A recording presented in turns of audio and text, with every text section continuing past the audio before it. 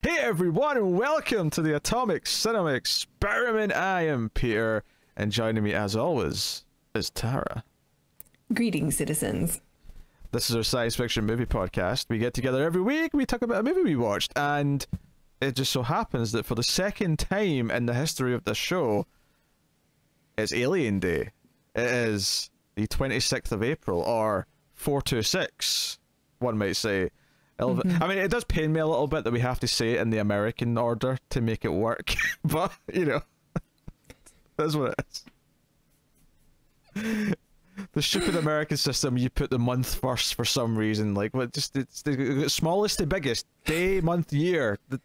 Well, there's no 42nd day of the June. I admit, I agree, I agree. For the purpose of Alien Day, I'll accept it as a thing, but, here we are. So don't think of it as an American thing. Think of it as a Canadian thing, like James Cameron. He's a pretty nice Canadian. One of my favorites. Yeah. He's one of the good ones. Yeah. James Cameron, Kenny Omega, and well, you, I guess. Yeah, I'm alright. My list of Canadians. I can't remember if we do our dates the UK way or the American way now. It's been so long since I've lived in Canada. There is a few things that the Canadians do the UK way, because I've definitely noticed them occasionally. Yeah. Yeah, totally. Like spelling words correctly and things like that. Yeah. We connect like our U's. Yes. So yes, this is Alien Day. Last year, of course, we did Alien, the original film from 1979. And would you believe it that this year we're going to do Aliens, which I'll just get out of the way. It's my favorite movie of all time. So settle in, buckle in for the ride of your life that is about to commence over the next, I don't know, 3 hours, 4 hours, whatever this ends up being. I suspect I will do about 10% of the conversation in this one. I do not accept that. I am going to prod Tara into every point. In fact, I am going to refuse to finish any point I make. I'm just going to nudge Tara into all of them. Okay. And we'll see how that goes, because for anyone who's ever witnessed the end of one of these episodes where I try to set up a joke for Tara to finish for the final line, it's always went so smoothly every time I've tried it, and it's landed perfectly, and it's been hilarious. Do you have them planned? I should pull up like alien quotes or something just so I'm at the ready. Because I tend to get them wrong. Oh, that's bad. I mean, even if you attempt an aliens quote, I think we can live with that. So Aliens, of course, is well, you know, remembered as being one of the best, if not the best, sequel of all time. Some of the competition would be like Godfather Part 2, Cameron's own Terminator 2 is usually in the discussion. Dawn of the Planet of the Apes. I suppose I don't really think about that, but only because I feel like everything I talk about when I say this is stuff that's older than that. That's like post my era. Whereas it's had enough time, I think, now. Yeah, you're probably right. I like all the movies I'm talking about are all stuff that were out like before me. Yeah. They're all before my time. The golden era or whatever. Well, that's not entirely. I mean, I was alive when Terminator 2 came out, but I mean, I don't really count something came out when I was 2 as being of my era. I mean, and Tara, of course, was in her 20s already, but I mean, that's neither here nor there. Oh boy. No? Okay. All right. Oh boy. I don't know. There's been worse reactions when I make a wee jab in Tara's It's been direction. A little while. Yeah. You know, it's the occasional old age joke. I think it's harmless enough. But yeah, so Aliens. There's a lot to talk about. There's a lot to discuss about how it is such a successful sequel, how it takes what Alien did and does things differently with it. There's many characters to discuss. There's all the usual subjects of a movie film, but and I've talked about Aliens many times before, so I have a lot of locked and loaded kind of takes to come in with as to why I love it so much, and so on. But because of that, I am going to endeavour to make Tara go first on almost every subject. Fun. To spice this up a little bit. It's not really a movie that I analyze much, but okay. Hey, it's the first time for everyone. I guess I have some notes. Yeah, you know, we'll go for it, and we'll see how it is. I think I'll just give the spoiler warning. I'll just say spoilers for Aliens if you haven't seen it. Alright, going right in. If you haven't seen Aliens, then just, you know, go stop what you're doing and go watch Aliens. What's wrong with you? See Aliens. Yeah. I mean, you know what Peter thinks of the film, but I'll just say I concur. Watch Aliens. Yes, watch Aliens. If there's nothing else you can take away from however long this is going to end up being this episode, watch Aliens is the sentiment that I would like to give you. So yeah, you know, did our Matrix one have a non-spoiler section? Because that one ended up being like the same length as the movie. I don't know if it. I don't think it did. I think maybe there was like a vague kind of like we won't go too far into it, and then but then we hit a certain point and it was like, well, you know, all bets are off now. We've taken the red pill, we've went down the rabbit hole, and yes, entered the desert of the real. Oh my god. I mean, someone actually justified why that line's there in the comments. It was a reference to a famous piece of philosophy, but it still sounded awkward in the scene. I appreciate that it has meaning. I appreciate that it's not just a dumb line that was put into a script. There was thought behind it, but still comes off a little silly in the scene. So I did see that comment, and I appreciated it as someone who does not study philosophy or has never studied philosophy, really. Yes. So I mean, where do we begin with Aliens? Where does one start with the most perfect movie ever made? Sigourney, maybe. Sigourney. So Ripley. We'll tackle Ripley. Yeah, Ellen Ripley as a character. I mean, I think what I'll start by saying is that Aliens, especially when you watch it over and over, as I have done, as many of us have done, is I think you really start to notice how good the script is for the characters. And obviously Ripley has the huge arc, Ripley has the huge growth, but it's very impressive how many of the other characters have something. They have something that is a story. Obviously not all the colonial movies do, but you do have everyone who basically survives the first big thing. Everyone who's left after that pretty much has something. They have some sort of through line throughout the rest of the movie that you can say this is what their story was, this is what their journey was. And that's very impressive. It's something that, you know, most movies, they'll do a couple of characters and the main character, and then you know, that's it. They'll wash their hands of it. Everyone else is fodder. Everyone else is a red shirt. Doesn't matter. This movie doesn't do that. But Ripley, of course, does get the main line share. And there's so much of what you know, her thing is part PTSD and the trauma she went through in the first movie, which did have an element of her like sort of fighting for herself and having the strength. But in this movie, starting off in a place of absolute terror, of waking up in cold sweats, of being terrified and having to face her fear again, having to face her trauma to really overcome it, and the journey of that. And of course that extends then to Newt and the idea that she becomes this mother figure, and that she, in many ways, by having someone to protect, is able to find her own strength, and, you know, thus we get one of her most kind of empowering arcs of, you know, a movie for a female character of the era. And for many a year, it was one of the examples. So somehow James Cameron back-to-back did Terminator and Aliens, which are two of the best, like, you know, just strong female hero like journeys of the time, and then would not even be approached or touched by almost anything for a long-ass time. Yeah.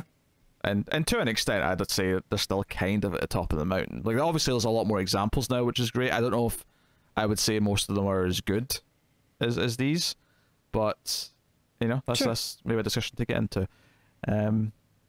So I mean, do you like where Ripley kind of starts this movie off? Do you like the sweats and the terrors? Do you? I mean, actually, I'll ask you about a very specific scene. Actually, how do you feel about the scene where she has to stand in front of the company like executives and try and justify what she went through as they gaslight her to shit about what happened? Like, this crazy woman's talking about an alien.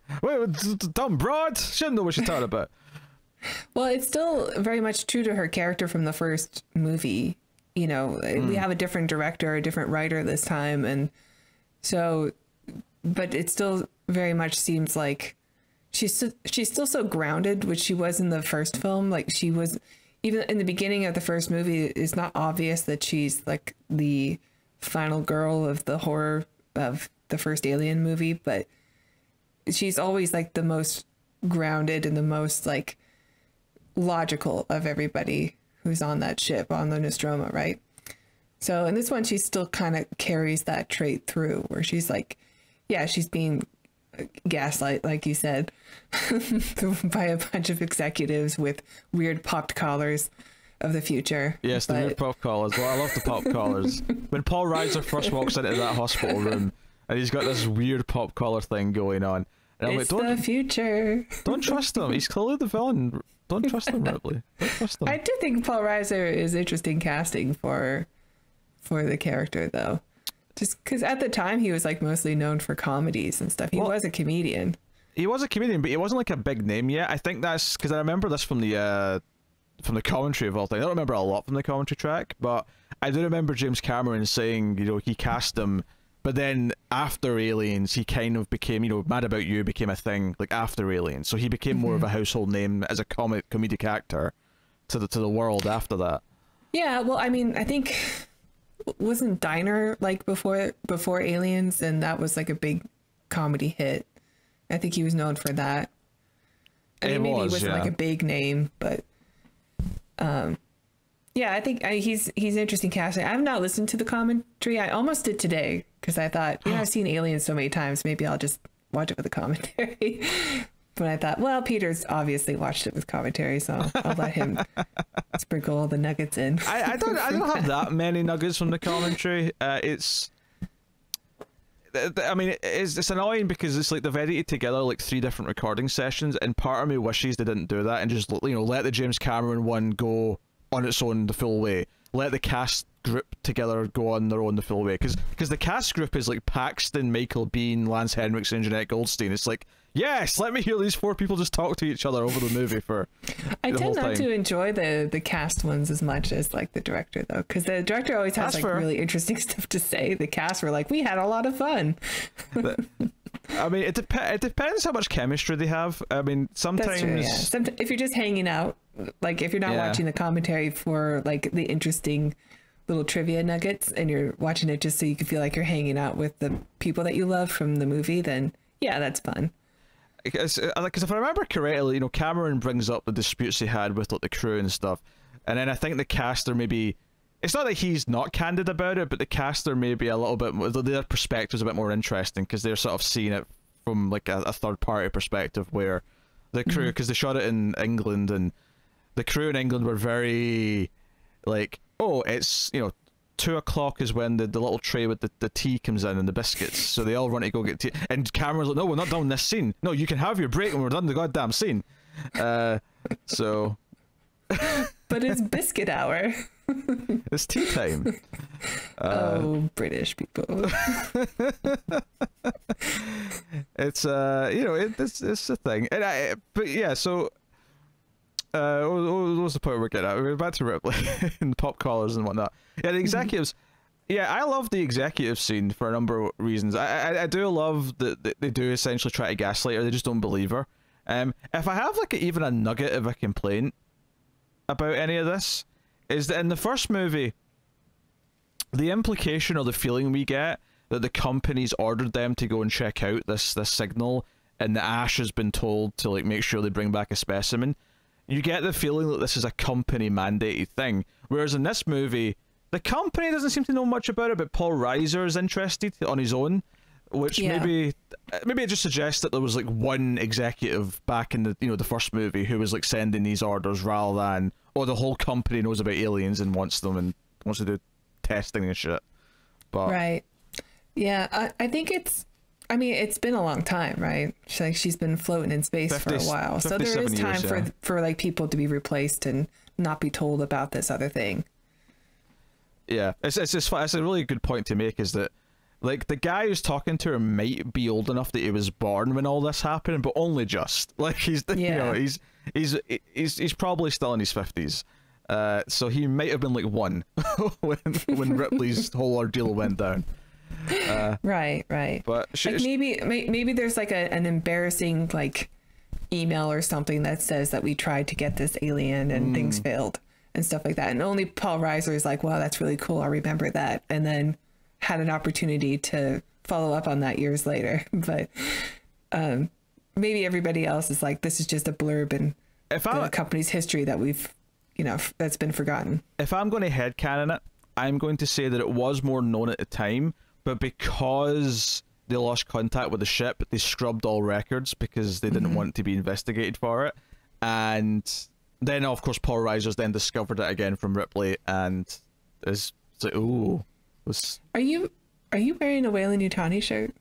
I am wearing a Weyland-Yutani shirt. I suspected.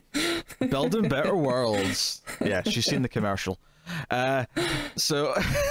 Well, it's also the Blu-ray background when you're on the menu screen, which is beautiful. Like the Blu-ray looks so good, by the way. Oh, it's so stunning. I've been watching so many streaming movies in HD and stuff, but like that Blu-ray disc, nothing beats it. Yeah, it looks so good. The bit rate of a Blu-ray versus the bit rate of a stream is just... It's a dark movie too. There's a lot of scenes that take place just on a dark planet, on a room with lights out. Like it just makes such a difference. It looks so good. and I've streamed things at 4K now. I got a 4K TV last year, and 1080p Blu-rays look better than streaming at 4K. They just do. It's still much better because it's just done physical media, and that every time I think I'll just get used to streaming and I won't have to worry about ever buying a Blu-ray again. And it's just this week and then a couple of weeks ago we did The Matrix, and both times I watched my Blu-ray copy and I'm like, this is so much better. Like, you can tell that I'm sort of giving in when I've not watched one in a while, because I'm like, I've only been watching streaming stuff or digital stuff for the last 6 months, and then the time will come where I'll be, it's Blu-ray time, and I'll be like, oh wait, there's a reason why I care so much about collecting these. There's a reason why I have a wall full of them. Yeah, you got shelves and shelves. Yeah. And a bunch of shelves that you can't see. Oh yeah, that's just the horror section, the tall one, and then the one down there's Criterion's, and then that's TV. All the other genres are up behind the monitor and the camera. Yeah. So I really don't have that many. I gave all my Blu-rays away because I thought, this is just taking up space. But I kept Alien and Aliens. And I have all the Planet of the Apes movies. Yeah. Nah. So I'll be watching Blu-rays for a little while because we're working through Planet of the Apes movies.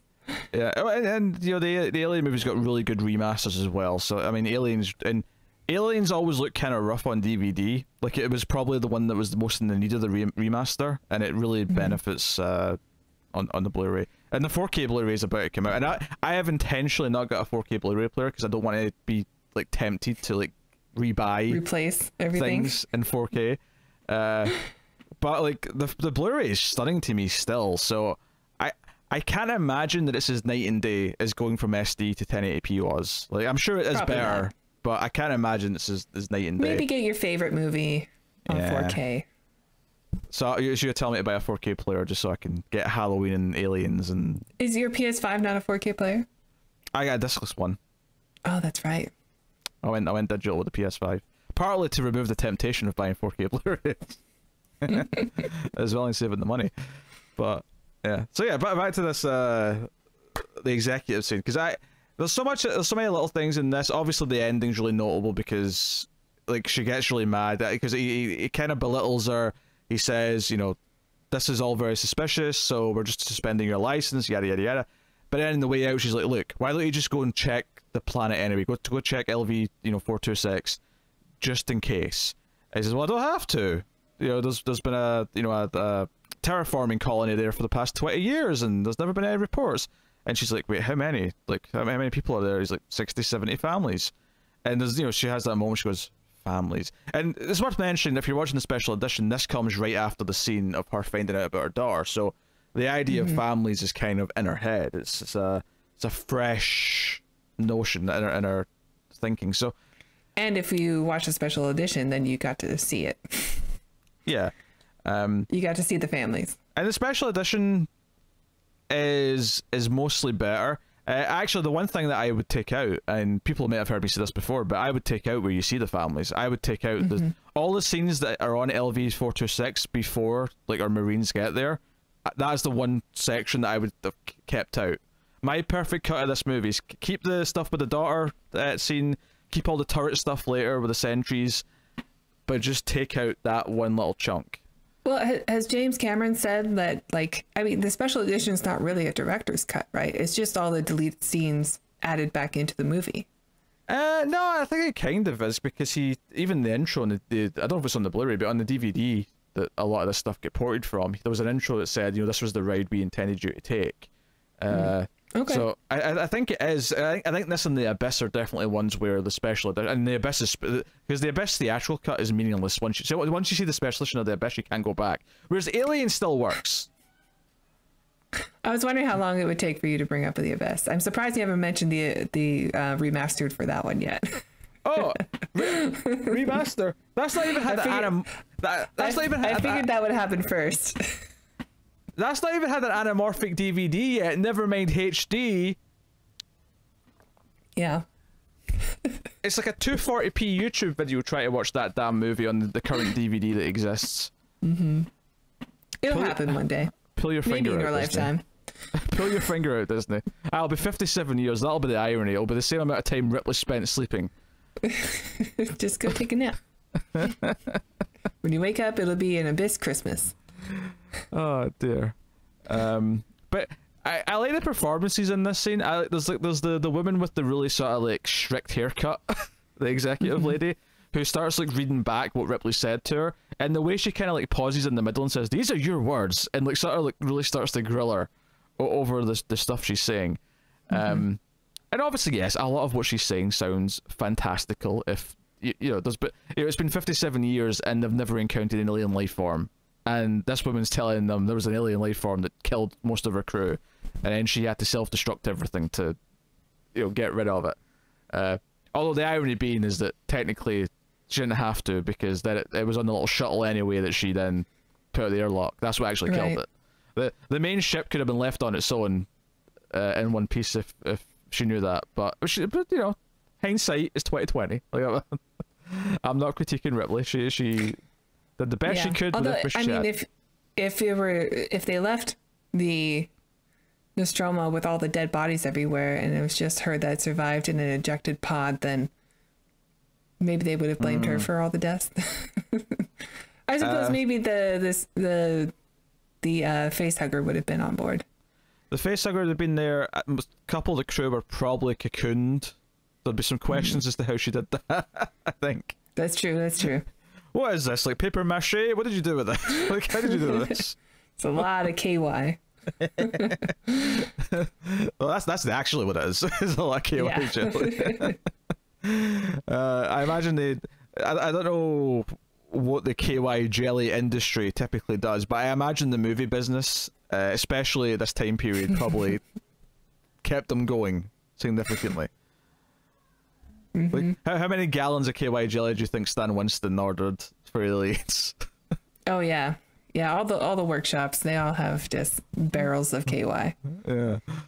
I need more barrels. HR Giger made them look so disgusting. I need more barrels of KY jelly to keep up with the expectations. The expectations of the slime from that first movie are off the charts. This is so much pressure. Yeah. We get at least 100 times more slime in this one. Yes. I was going to try and keep this topic by topic, but clearly we're struggling to do that, and we should just go through the movie because this is impossible. So the only things before that scene that I kind of want to go back and mention then, obviously the daughter scene, which is important, and establishing that her daughter has died she was 66, so it's not quite old age per se. Presumably she had cancer or something.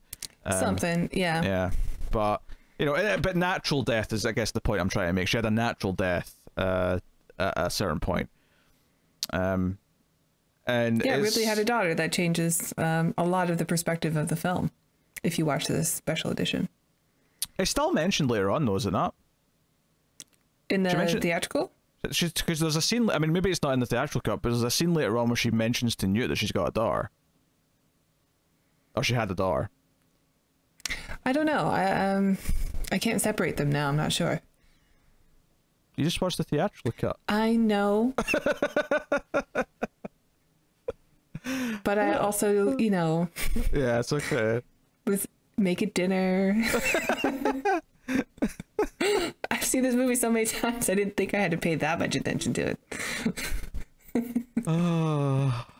This whole thing's falling apart already.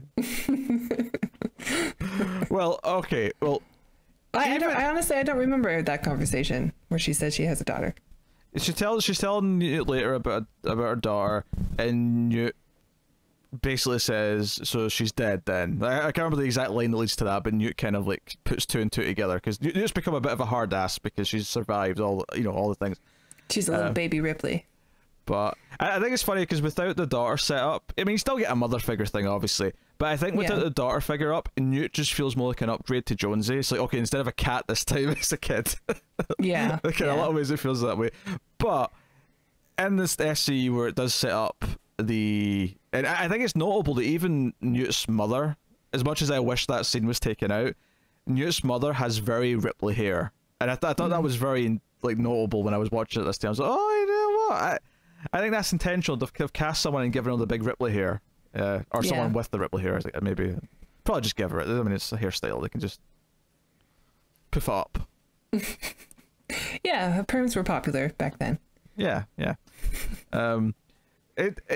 So, but I mean, the daughter thing is important for Ripley as an arc, even though I don't even necessarily think it's the most important part of her arc, which I think is why you could take it out of the theatrical cut and it still works.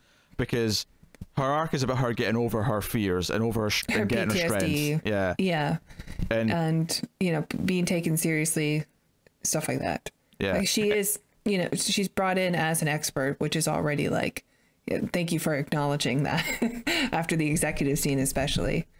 And I think it's more of like just the battle at the end where it's like mother versus mother, where it kind of becomes the most important. Yeah. Not to like jump to the end or anything, but you know, when you're talking about the mother arc, I think that's like the most important part of it. If you're not watching the special edition, it's just honestly, like, I mean, I think even the mother versus mother thing still works. Honestly, the only thing that I'd say really finding out about her daughter early on really does is that as soon as Newt shows up, you get why Ripley kind of attaches herself to her. You get why Ripley's good at talking to her versus everyone else. Like, and when she like throws herself like at her when she's, you know, in a dangerous situation still. Yeah, when Ripley is. It's not that it didn't work without it, because it just, the scenes themselves tell you Ripley's good at talking to kids. Ripley's good at this. But finding out she had a daughter kind of like sets you up for it in a way where it feels just a little bit more natural, and because of that, like, you know, that's why it's there. That's fundamentally why it's there. So yeah, you know, so the scene's all right. They've got like a crappy version of a holodeck where she's a big TV screen, and she's on a little bench. I thought this is the more grounded sci-fi. Star Trek's a bit too fantastical. Oh, we're going to have like, you know, holograms with hard light that can move around and can hit us. Aliens, sure. Big TV with a few bushes in front of it. Sure, yeah. That's the tech. Well, they gotta keep it like consistent with the Nostromo. I mean, it's ahead 57 years, so they have some advances in technology, but it's got to look like the same world pretty much, right?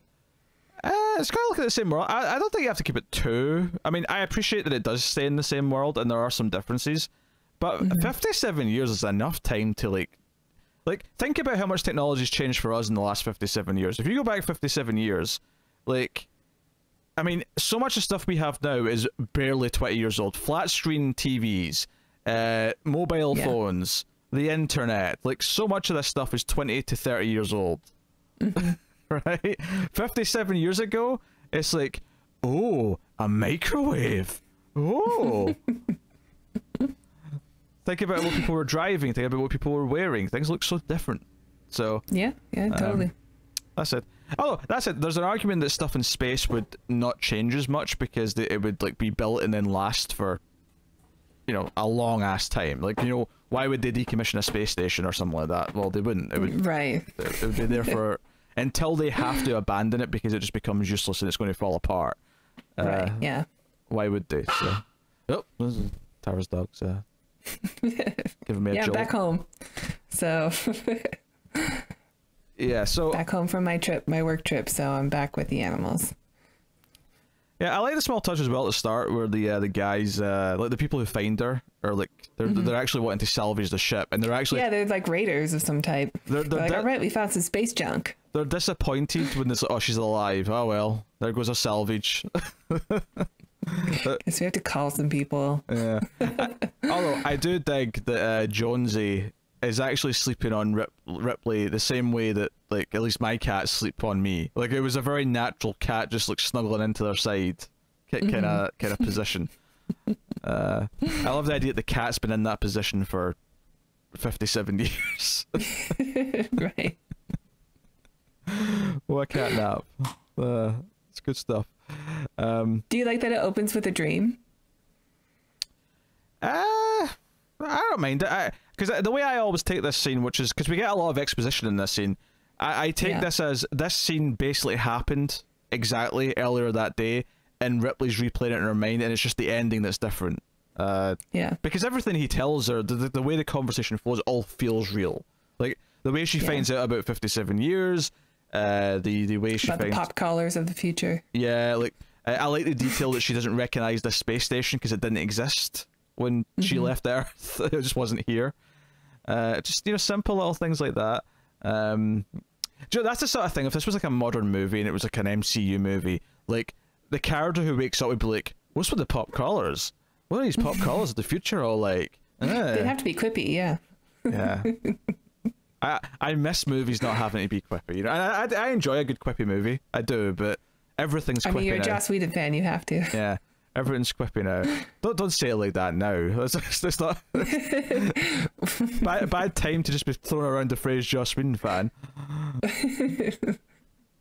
Fine, you're a Buffy fan. You have to love quips. I'm a fan of much of Joss Whedon's work. Let's just leave it at that. But yeah, it's there's a lot of little things that sort of set up the world, and I guess world design something that I think is fantastic in this movie. And we haven't even got to the good stuff. Yeah, the good stuff all comes when they get to the planet. But yeah, even this stuff with the space station and yes, the pop collars, and or even one detail that I love is that they all have like really wide glasses and cups. Like whenever they're like having coffee or something, it's like really shallow but wide cups, and it's really impractical because when I think it's Burke, Paul Reiser, who goes to put, I think, milk in his coffee, and when he sits back down, it's like swishing side to side, and it's starting to go over the edge because it's that shallow. And look, this is not practical, but I get it because you want it to be kind of different and weird because it's the future. Right. Yeah. yeah. I noticed that detail. I think especially in that scene, you know, there's a lot of white lights in the background. It kind of reminds me of like I don't know if it's kind of an executive scene also in 2001. Where they're in that room and then everybody's having this like important conversation about aliens, and it's also in a similar style. It's just like the bright white lights in the background. It's probably intentional. I mean, I'm going to go out on a limb here and say that James Cameron might be a fan of 2001: A Space Odyssey. just a hunch.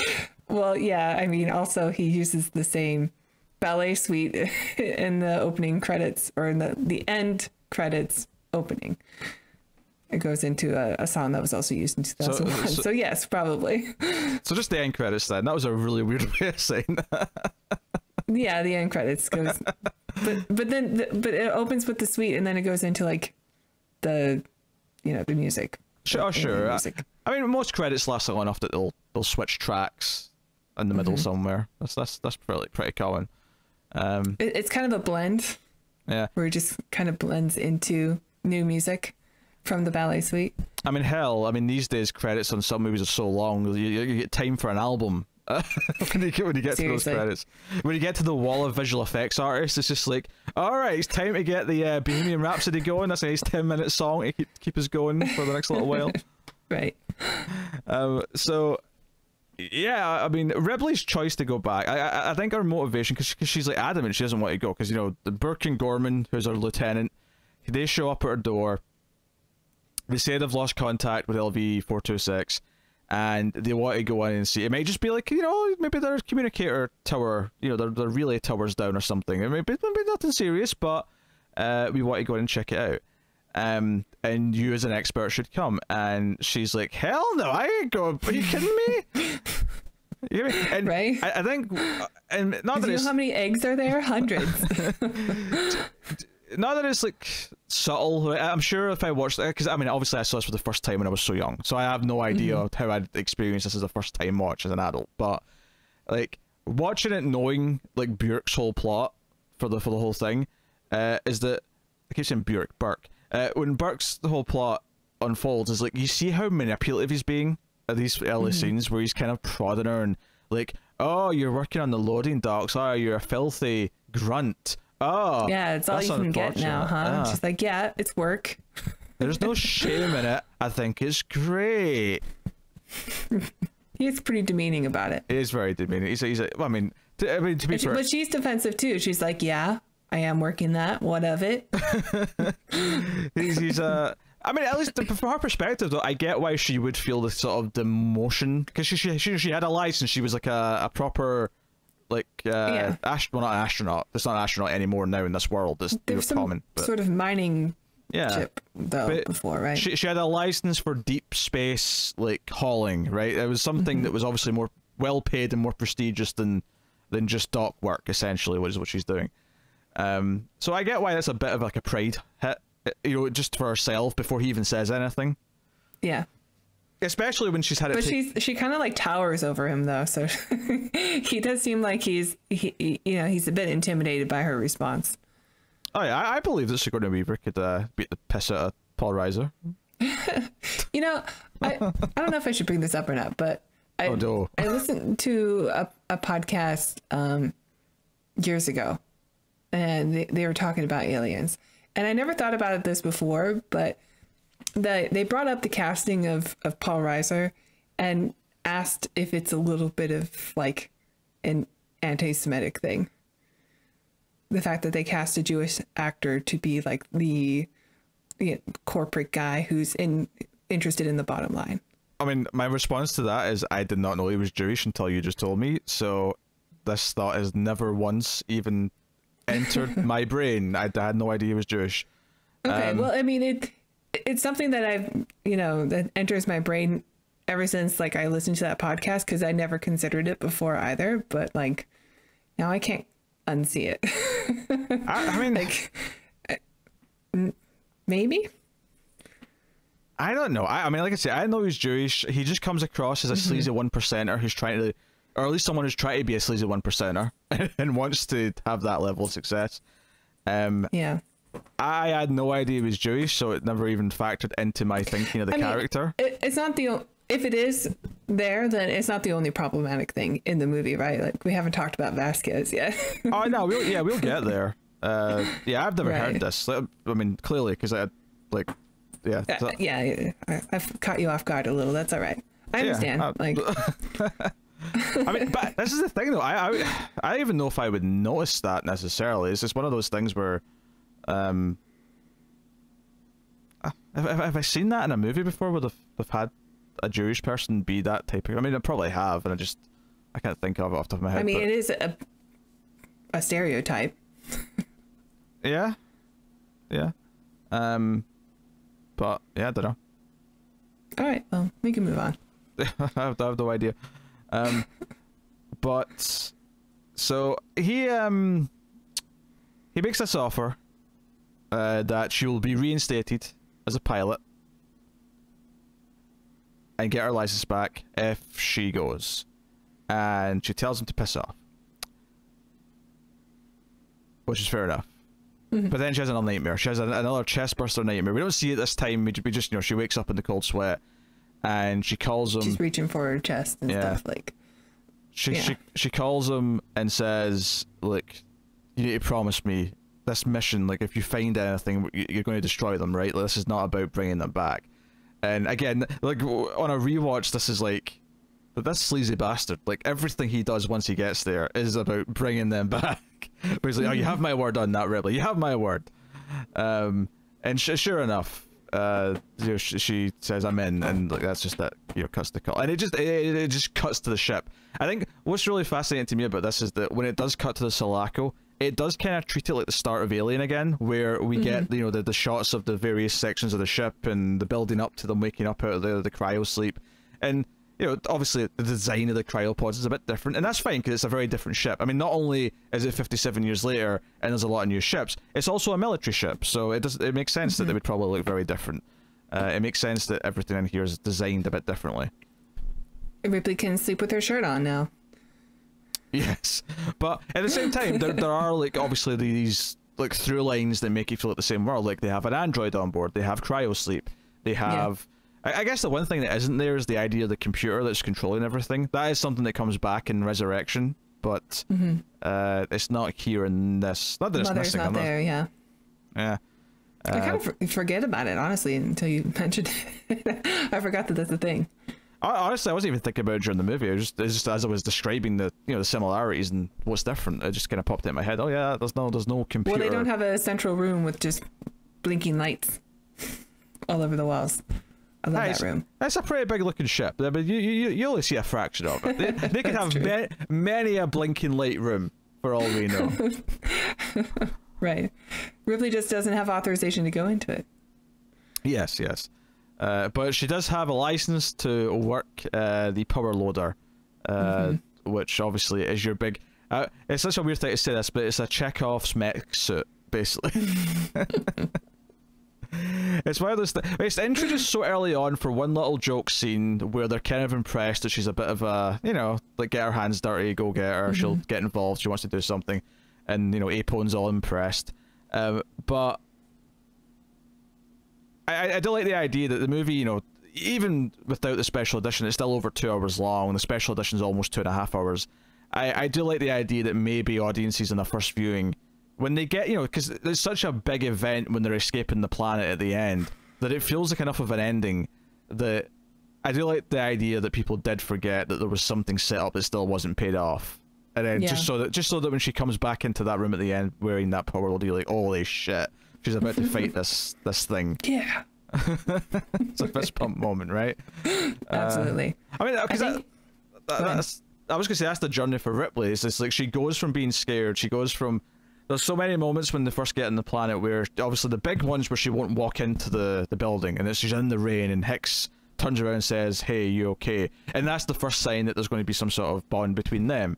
But one that I don't know if it's the first time I noticed it, but I noticed it this time, is that when they're in the sort of lab area, there's a little moment where Ripley flinches when someone like sort of brushes past her, and I don't think I'd noticed it before. And it's just a little thing in the performance where she's that on edge the entire time, and you compare that to the end of the movie where she's making the choice. She's saying, "No, I'm choosing to go back and go in." It's the classic hero thing where you stop running, you turn around and say, "No, I'm going to fight this son of a bitch." Yeah. Well, there's a scene where they're hearing the beeps because Newt's around, and somebody drops a thing that like knocks something over that's on a table or something, and that's when she's like she freaks a little bit. Yeah. Well, that's the thing that happens before that, when there's nothing even creepy happening. It's just someone walking past her made her jumpy. But on that note, though, the person who knocked that over was Gorman, which is kind of also part of his character, is that he's kind of useless, and he tries to present himself like he's in charge, like he's the boss, but as he clearly shows throughout the film, he's... Yeah, it's a thing that you see in a lot of military films too, because it's like the officer versus enlisted thing. Yeah, because officers have all the training, but they don't have the hands-on experience that the enlisted do. I think that's important, though. I think having something that you recognize like that in here makes it grounded. Oh yeah, I mean, I think there's a reason why every military movie after Aliens is trying to make the Colonial Marines aliens. All those relationships and stuff like that this is the blueprints that are cloned forever after. That's because they're so memorable, the core set of them. Like, and it's very easy to sort of, like I say, they all have their own character thing throughout the movie, and we're introduced to, you know, and obviously, yes, you have Michael Biehn, you have Bill Paxton, you have some great actors that are very memorable and likable. Bill Paxton, like, every line he almost has in this is quotable and memorable. Even, you know, Apo and the sort of the sergeant, he is very quotable as well. His speech when they're all waking up, you know, every you know, meal a banquet, every paycheck a fortune. I love the core. And then he offers to get Bill Paxton slippers for him because he's complaining about the cold floor. You know, like, all these things are super. It's very easy to start remembering lines from Aliens because the characters are all so well defined, and it's really a skill to have such an ensemble who aren't the main characters, but you do remember them and they do have their traits. You know, Bill Paxton, his Hudson, he's cocky. He's the Joker. He likes to make fun of things. You know, he has his speech when they're going down in the dropship that he's the ultimate badass. He's like, check it out. He says the phrase "check it out" like 4 times, and he's this. But once shit actually goes down, he's the one who's scared. He's the one who's panicking. He's the one that's doing all this. And if I remember when I spoke to Connor about this, the first time I'd ever really thought about this is how great of an arc he has with Newt, which we'll talk a little bit about later. But not to put her in charge. Yeah, no, but there is actually kind of a through line with the two of them that's really nice. And you know, he while he does ultimately die, he actually dies kind of being the ultimate badass he claimed he was early on. He kind of becomes it by the time he dies, and it's kind of a, like, it's almost like a winning moment for him, even though he dies a horrible, tragic, you know, alien's death. So I love his death at the very end, like, because he's shouting and he's, you know, the one that talks all the time. Yeah. That the alien just covers his mouth and pulls him in. That's a new bit of humor moment. But no, but he's actually, instead of being scared, he's yelling "F you" and "F you too" as he's like blasting aliens left and right. He's taking all of them out. Yeah. He's doing whatever he can before he goes. You have Gorman, who of course is horrible, and the one who like gets the most angry at him is Vasquez, and they die together in sort of a moment of respect where they've kind of bonded, and they've it's like a you know, brothers in arms. Yeah, he's earned her respect a little bit by the end, and you know, he came back for her. Don't never leave a Marine behind. And you know, so that stuff's there. Obviously, Michael Bihn's the Hicks. He has the chemistry. He has the story with Ripley. He's, you know, some sort of like, you know, kind of a rock for her who teaches her how to use the guns and stuff and that kind of stuff. But you know, these characters, Bjork, of course, is the villain who just gets more villainous as the movie goes on. Even some of the minor ones who do die in the first initial kind of wave, like even some of them are fairly memorable. Drake, who's Vasquez's buddy, because the other two that have the big Steadicam looking like gun holsters, and then you've got Frost, who Spunkmeyer. Yeah, Spunkmeyer. Frost I always remember mainly just for the line, what we're supposed to use harsh language when they're told they can't use their main weapons. So, but it's a very neat thing to be able to juggle this many characters and have them sort of stick out enough that, even, I mean, sure, I'm not saying that everyone remembers all their names the first time they watch it, because it's a lot of names, but, and I only know the names because I've seen it enough times now that they've all kind of sunk in, and I'm not good at remembering names. Like I take a long time. Well, there's a lot of them. I mean, even some of them we never learn their names. They don't really have any dialogue. Yeah, absolutely. Or they have barely any dialogue. Yeah, and now's probably a good time to talk about Vasquez and the one controversial element that the film has, which, to be fair, I didn't even know about until I was probably much later for me as well. I was probably in my 20s before I even like. And the funny thing is I knew she was the same actress that was in other things that I'd seen, and it never clicked to me that, like, to be this character they had to paint her to be Hispanic. I never like knew that. She has blue eyes. I think she's just like, I don't know what she is exactly, but she's not from Mexico. No, I think that this is by no means justifies it. I think the reasoning at the time, because I remember a lot of the making of stuff talking about looking for American actors who were in England, because that's where they were shooting the movie. So obviously the bigger roles, they flew in Sigourney, obviously, because they need Sigourney Weaver. Michael Biehn flew in last minute because they fired the guy that was originally cast as Hicks. Neat little tidbit from all the extras is that all the Colonial Marines spent time together in boot camp, so they'd have that kind of real bond together. But and they all decorated their own lockers and armor that they had in the film. But Michael Biehn didn't do his because the other guy did it, and then he came in because he complained that like his armor has like a heart on it or something, and he didn't do that. Like everyone else did their own armor. He didn't do his, so it was a sore spot. But that's interesting. So part of the reason might have been that the pool of actors they had access to that had American accents at the time in England. I mean, if that's the case, though, my response is, well, just change the character's name and make her a different race, make her own race. Because why you go through this effort? Why is it so important to the character that she be Hispanic if you can't get an Hispanic actress? Right. Yeah. So I mean, and not just that, but like, there's a lot of white people in Mexico. Like maybe she can pull off the accent. You don't have to like change the color of her skin. Sure. Yeah. I mean, this is one of these things where, like, obviously it's wrong. I mean, I don't think it takes away from the movie for me in the sense that I accept that this is something from the past. It should never be done again. But it is there, and you know it is something that was done, and clearly this was just not something they even considered a problem when they did it. It doesn't sound like and it's not as obvious too because she's a good actress, and like Vasquez is an awesome character. It's not like when it's, you know, it's not done as like a comedy thing or anything like that. So that's true. It's not quite as insulting when you watch it. Like if you watch it back now, like unless you're told, oh, this woman is not actually from Mexico. She's actually wearing brown contact lenses and they tanned her skin to look like this. Like, oh, that's kind of messed up. But like when you're watching the movie, there's nothing that's obviously cringe about it unless you are told that this is what's happening. Yeah, and I will accept that people better suited to discussing this. And I suppose by that I really mean, you know, people of the race that she's portraying.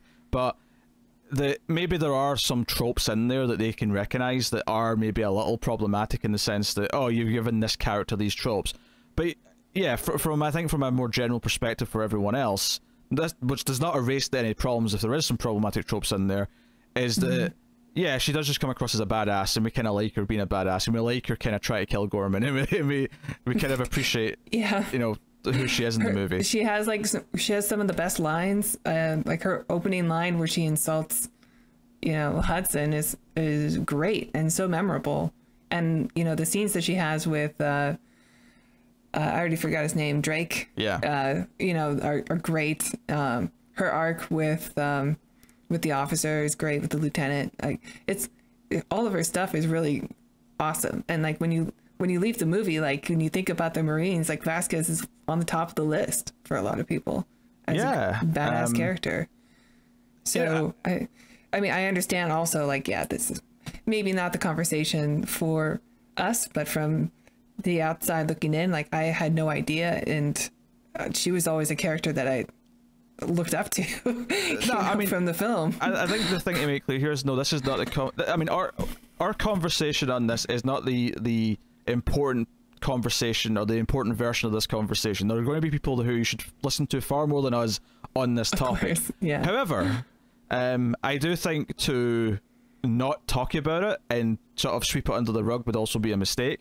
So I think we have to acknowledge it because, I mean, I'll put it this way. I think it's important for white people to acknowledge when something's problematic, because if we're not acknowledging anything, then nothing ever, you know, we're not helping anything change. But yeah, I mean, you know, it's but she has a very likable character, which is the thing about it. It's just, you know, it's this the she's a badass. Like Vasquez is awesome. Yeah. So the other character, I mean, Ripley has like multiple arcs, which is kind of the great thing. Is she has an arc with Bishop, who's the android played by Lance Henriksen, who's another fantastic actor. Who can actually do the thing, the thing with the knife. Yes, and I don't think he knew beforehand. I think he intentionally learned it for this movie. Really? I vaguely remember him saying that he started practicing it on the plane or something. Not with a real knife, obviously, but with like a pen or something. Like he started practicing on the plane as he was flying to England, which is insane. I wonder how many I mean, maybe if he got really good with like, something that wasn't a knife first, but I wonder how many cuts he actually got. He didn't have any bandages when he did the scene. Yeah, I wonder if that was a case of, oh, we have to get this in the first take, because if he messes it up, his hand's going to be wrecked for. And Bill Paxton. And poor Bill Paxton. I'm sure that was real fear in Bill Paxton's scream. I love the way his scream gets louder and louder the quicker. And don't get me wrong, it is a little bit sped up. Like the shot of the hand is sped up, you can tell. But obviously he's still doing it pretty fast in terms of like how scared Bill Paxton should be. Like, yeah, you know? I'm sure it's probably not like a real knife. It's probably pretty dull, but like, oh sure, yeah, sharp. Oh yeah. There's not going to be a fully sharpened knife for obvious reasons, no. But it's a really good moment.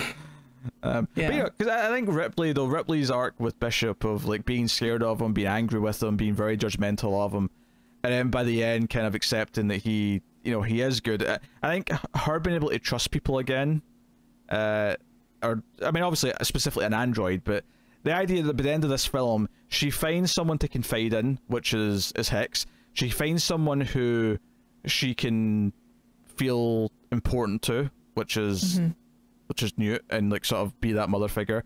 And she also learns to, I mean, not forgive Android, I don't want to say that, but I think there is an important element to to see him as an individual though, right? Yeah. Because Ash was so human, because androids have gotten to the point now where you can't tell them apart except unless you see their blood or unless they have some sort of a hiccup in their programming, where she just like fully trusted him, but he had this one thing that he was programmed to do that made her like, oh yeah, you're not human. She doesn't see him as human anymore, and that was really the betrayal, to where now she just like, I don't have trust for any synthetics because they can be programmed, they can be manipulated. Not like a person. I mean, a person can also, but like she sees them differently. Yeah, but I think it's not even just about specifically the androids though. I think it's more about her finding hope again and like being able to trust anyone, and like given what she went through and how scared she is to do anything, how broken she would be, because obviously it's not that she comes across as a weak character. She survives Alien, she pulls out all the stops and makes it out alive, and she does go back for the cat. That's like the one sort of heroic kind of moment. But in this movie, the reason why she is such a great character partly is because the characters who think they're badasses, and obviously Bill Paxton's at the front of this because he actually has the speech and all that, but the characters who think they're badasses, even Gorman, who thinks he's a good boss, who thinks he's in charge, who makes all these orders and then looks like an idiot when things go wrong, or he drops things, or he's embarrassing at points. Like, these people who think they're important or think they're special or big, or even Paul Reiser fits into this. He thinks he's deserving of this success. All of these people, Vasquez, who are like, who's just like, oh, I just need to know one thing, where they are, and I'll kill him. Like, no, you're not taking it seriously. Yeah, the machismo, yeah. But the one character, Ripley, she takes it seriously. She fears it, and she does have to get stronger to like fight it, and that's part of her arc of the film. But I think that's why Hicks is kind of the one who gets to survive, because he's the one who kind of takes it a bit more seriously right from the get-go. He's the one who listens to her first. And likewise, Bishop, just because of what he is, he never treats it like a joke. He never treats it anything other than just like a factual thing that might happen. And Newt, of course, is, she knows it's real. She survives. She earns her survival at the end of the movie. Like, the characters who all survive all kind of earn it. And it's not that the ones who don't are irredeemable. Like I say, like, a lot of them have like good kind of final beats before they go. They kind of like make up for their faults. But it's a movie about, because we said this a lot about Alien, about how Ripley's the sensible one, and that's why she survives. She survives because she tries to follow the rules. She survives because she didn't want to break quarantine, which is still a sentence that it feels very relevant right now. Can you believe the pandemic's still going on a year later since we did Alien? But yeah, that's true. Yeah, so there's a lot of that in here. So it's one of the things that I talked a lot about the last time I talked about Die Hard as well, is how for that movie, for as much as people think of it as the fun action movie, the reason why John McClane survives in that movie is because all the idiots, like the cops outside and the FBI, all think they're hotshots who want to shoot things. John McClane actually takes it seriously, and that's why the movie's actually way more about sensible gun use than most people probably think it is, because the one character who doesn't treat it like it's a game I mean, yeah, he has some one-liners, but he doesn't, he treats the situation seriously at all times. He's not Agent Johnson and so on. So there's a lot of that in Aliens, bizarrely, because you have this character who treats it like a serious threat, who doesn't just sort of hand-wave it. And how many events in human history are much worse than they should have been because people don't take the thing seriously? It's just another bug hunt, man. Yeah, we're kind of living in one right now, for example. But you watched Chernobyl with me. You remember how much worse that was for a lot of people, just because people said, it's fine, it's not that bad. There's a 3.6, not great, not terrible, Just go on the bridge and watch the radiation. That's cool. Yeah. So yeah, like I think there's a lot of that in this movie. And it's a lot of the reason why it's easy to root for Ripley, because she is the one who's making sensible choices. She's figuring things out, even when she puts two and two together about Burke later on. All those moments, and of course just the fact that she takes action. When Gorman can't take action early on when they first go into the nest, and she's the one who grabs the APC controls and drives them in to save them. I love how chaotic it is too. Like, she's not good at it. She's just doing whatever it takes to get to those Marines, to save whoever is left. Yeah, the ones who have had training are the ones who, I mean, not all of them, but the one key person in this case, like, he panics and he doesn't know what to do. He freezes, and she's the one. Things aren't going by the book. Well, you know what it is? It's when Apom goes, right? Like, once he goes, it's like, oh, this is serious, because he's the one. He's like the guy with the, with the rank. The military history, the experience. Yeah, with the experience. So, like, even though he's like enlisted versus the lieutenant's still over him, like, they're both in charge. And like Apom, like, from when we meet him, and he comes out of cryo sleep and sticks a stogie in his mouth right away and starts talking about how much he loves the Corps. We're like, this guy's good. This guy's serious. Like, he's seen some shit, and he knows how to handle it. I think that's the interesting comparison with Ripley, is that she doesn't obviously have the military background or the training, but it's pointed out to us, it's very specifically pointed out to us that Gorman doesn't really have any experience. He mentions, like, oh, I've had 38, and then there's a pause, he goes, simulated. And then Vasquez is like, I've only had 2 real jumps, including this one. But again, that's really important. Notice who asked him that question. It's Vasquez. It's not someone else. So right from the start, it's establishing that the back and forth that's important for him is with her. And it's between them the whole time. So that's why when Bill Paxton leans into Ripley and goes, "Don't worry, Ripley, me and my team of ultimate badasses will protect you."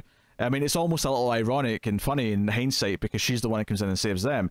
But even though she's not had this military background and experience, she's had a far bigger, like, I don't know, not a war zone, but like, she knows the threat. Her experience in the first film is more experience than Gorman has in any sort of situation. So, like, her experience also tells you, like, just get the hell out of this situation, as whatever it takes to get out of it. Don't try to be a hero.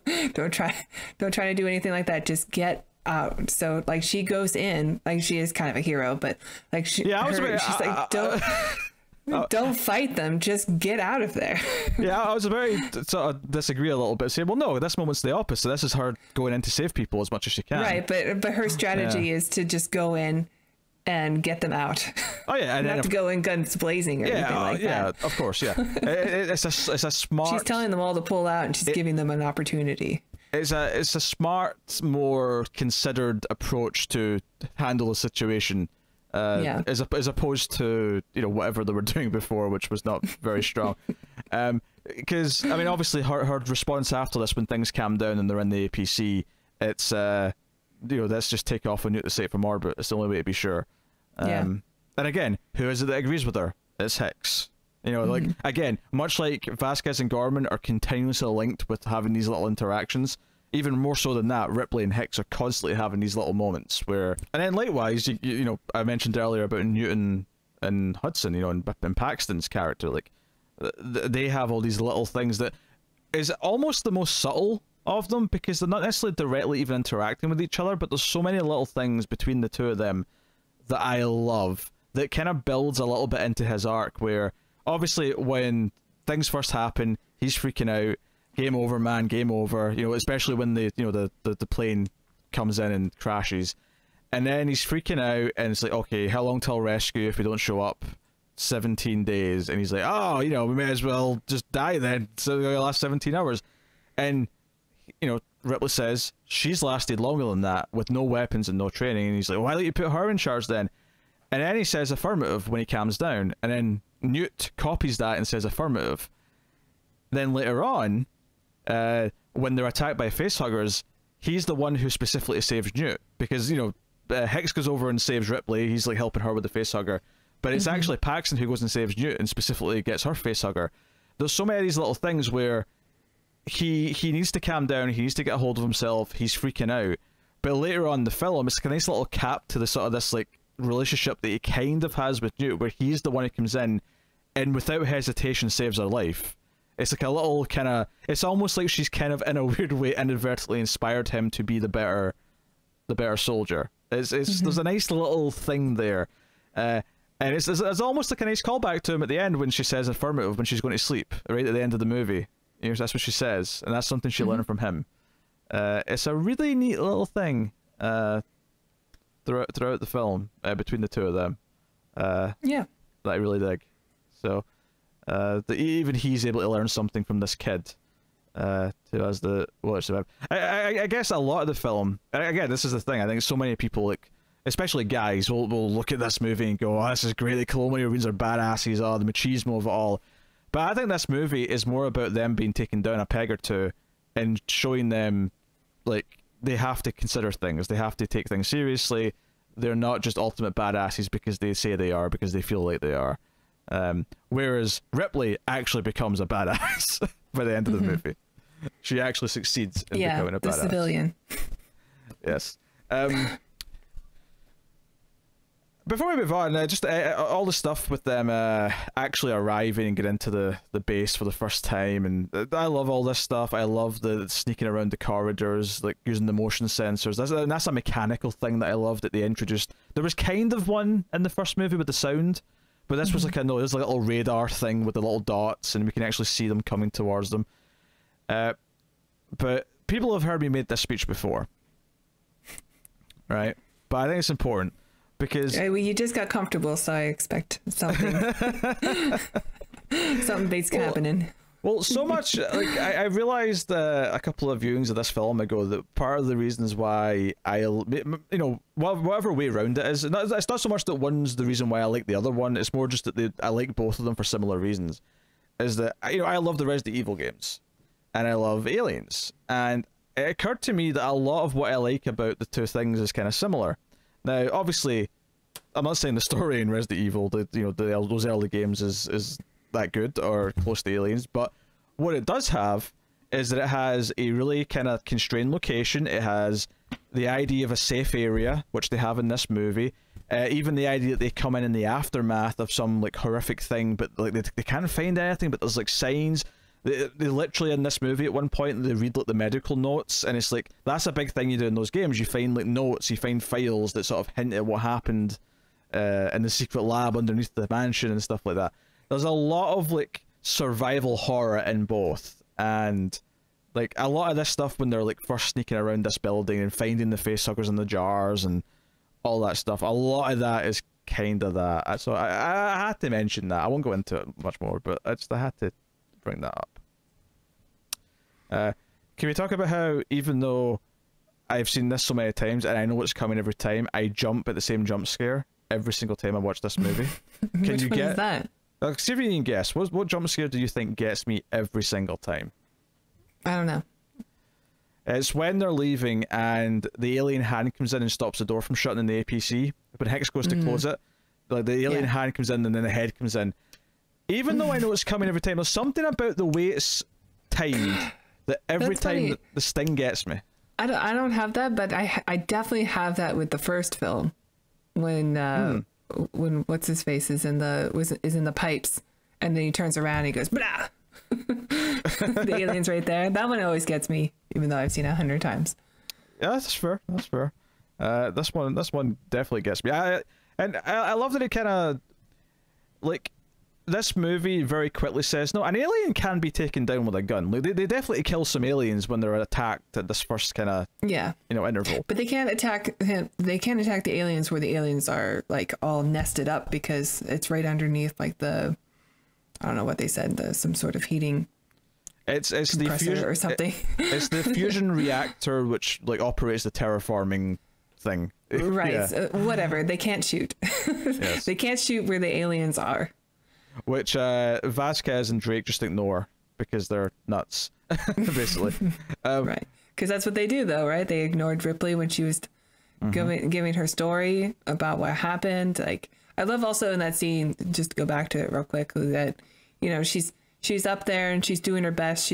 She sounds a bit nervous, but also she's like reliving something that's really difficult for her, and like the Marines are just getting bored by it. I'm glad you brought like up. she has to like start like putting her foot down and being assertive in order for people to listen to her, to take her seriously. I'm really glad you brought that up. There's a lot of little things in that performance and that scene that I really like. I love, and in the dialogue as well. I love that Ripley, like, before she sort of like toughens up a little bit, she essentially starts putting in little details that aren't that important, but it feels very natural that someone who's not used to, like, briefing in a military outfit, would maybe put in, like, when she talks about how, when we were having dinner, like that's not an important detail that they were having dinner when the chest burster happened, but she puts that in because it's kind of this natural flow of like a normal like conversation. And she's sort of like, it feels very improvised too. Like it may have been like, hey, give a summary of the movie. And that might have been the direction. She's choking up a little bit, and she gets, I mean, and most of them are getting a little bit bored. Like Hicks is paying a bit more attention. I think part of this is like, listen to people who actually know something. Just because you can't comprehend something, maybe take something seriously, or if someone else is an expert, or this is the best thing they've got, is close to an expert for this anyway. No one else exists.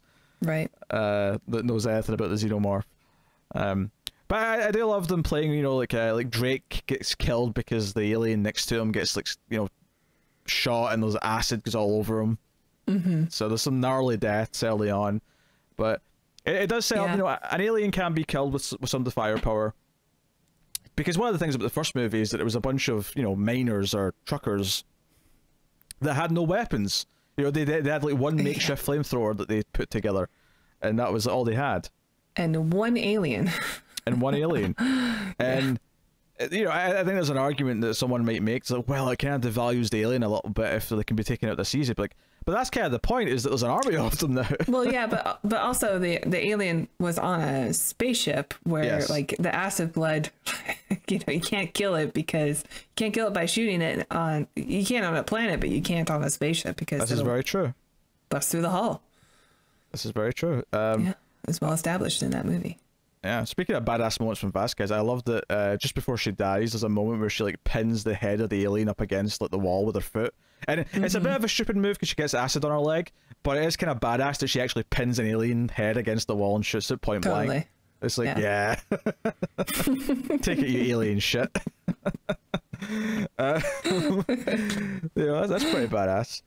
Have we even referred to them as the xenomorphs? Like, I think the movie where they call it a xenomorph, maybe it already had that term beforehand, but I think it was like on the computer screen during Alien once, like during the mother stuff. I think that's where it maybe popped up once.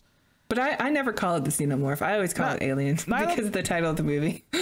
Neither do I really, but occasionally if you have to differentiate it and be specific, I'll use the word. But it's not, like, it is kind of a silly thing because it basically just means alien. Like, it's not really a name. Yeah, it's generic. But it's become the name for that species. Just if we have to specify, we'll call it a xenomorph. Sure. Just because. Yeah. So, I love planning in these movies, like problem solving, because they get into back into the main area and they're like, okay, we can close all these shutters. We have to weld these doors shut. We have to make sure they can't get in here. The special edition has the addition of the sentry guns, which I actually think do add a lot to the movie, because it kind of, there's like 3 scenes with them basically. There's a scene where they discuss setting them up, and they set them up. There's a scene where there's the first corridor is hit and the sentries like run out, and then there's the second corridor where the sentries like almost run out and like Hicks thinks they're about to get through, And like, there's a good moment where Ripley says, well, they don't know that they're empty, so they just think that's dangerous to go there now, so we're lucky.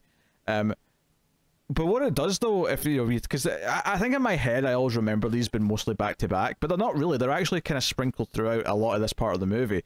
And what's really good about it is that it kind of effectively adds this countdown. Like, they're getting closer, they're trying more things. Like, it feels like the safety's like shrinking. The safety, because they've built a safe area. They've built this building that they're kind of like fortifying as a safe area, and it feels like it's shrinking as the movie's going on.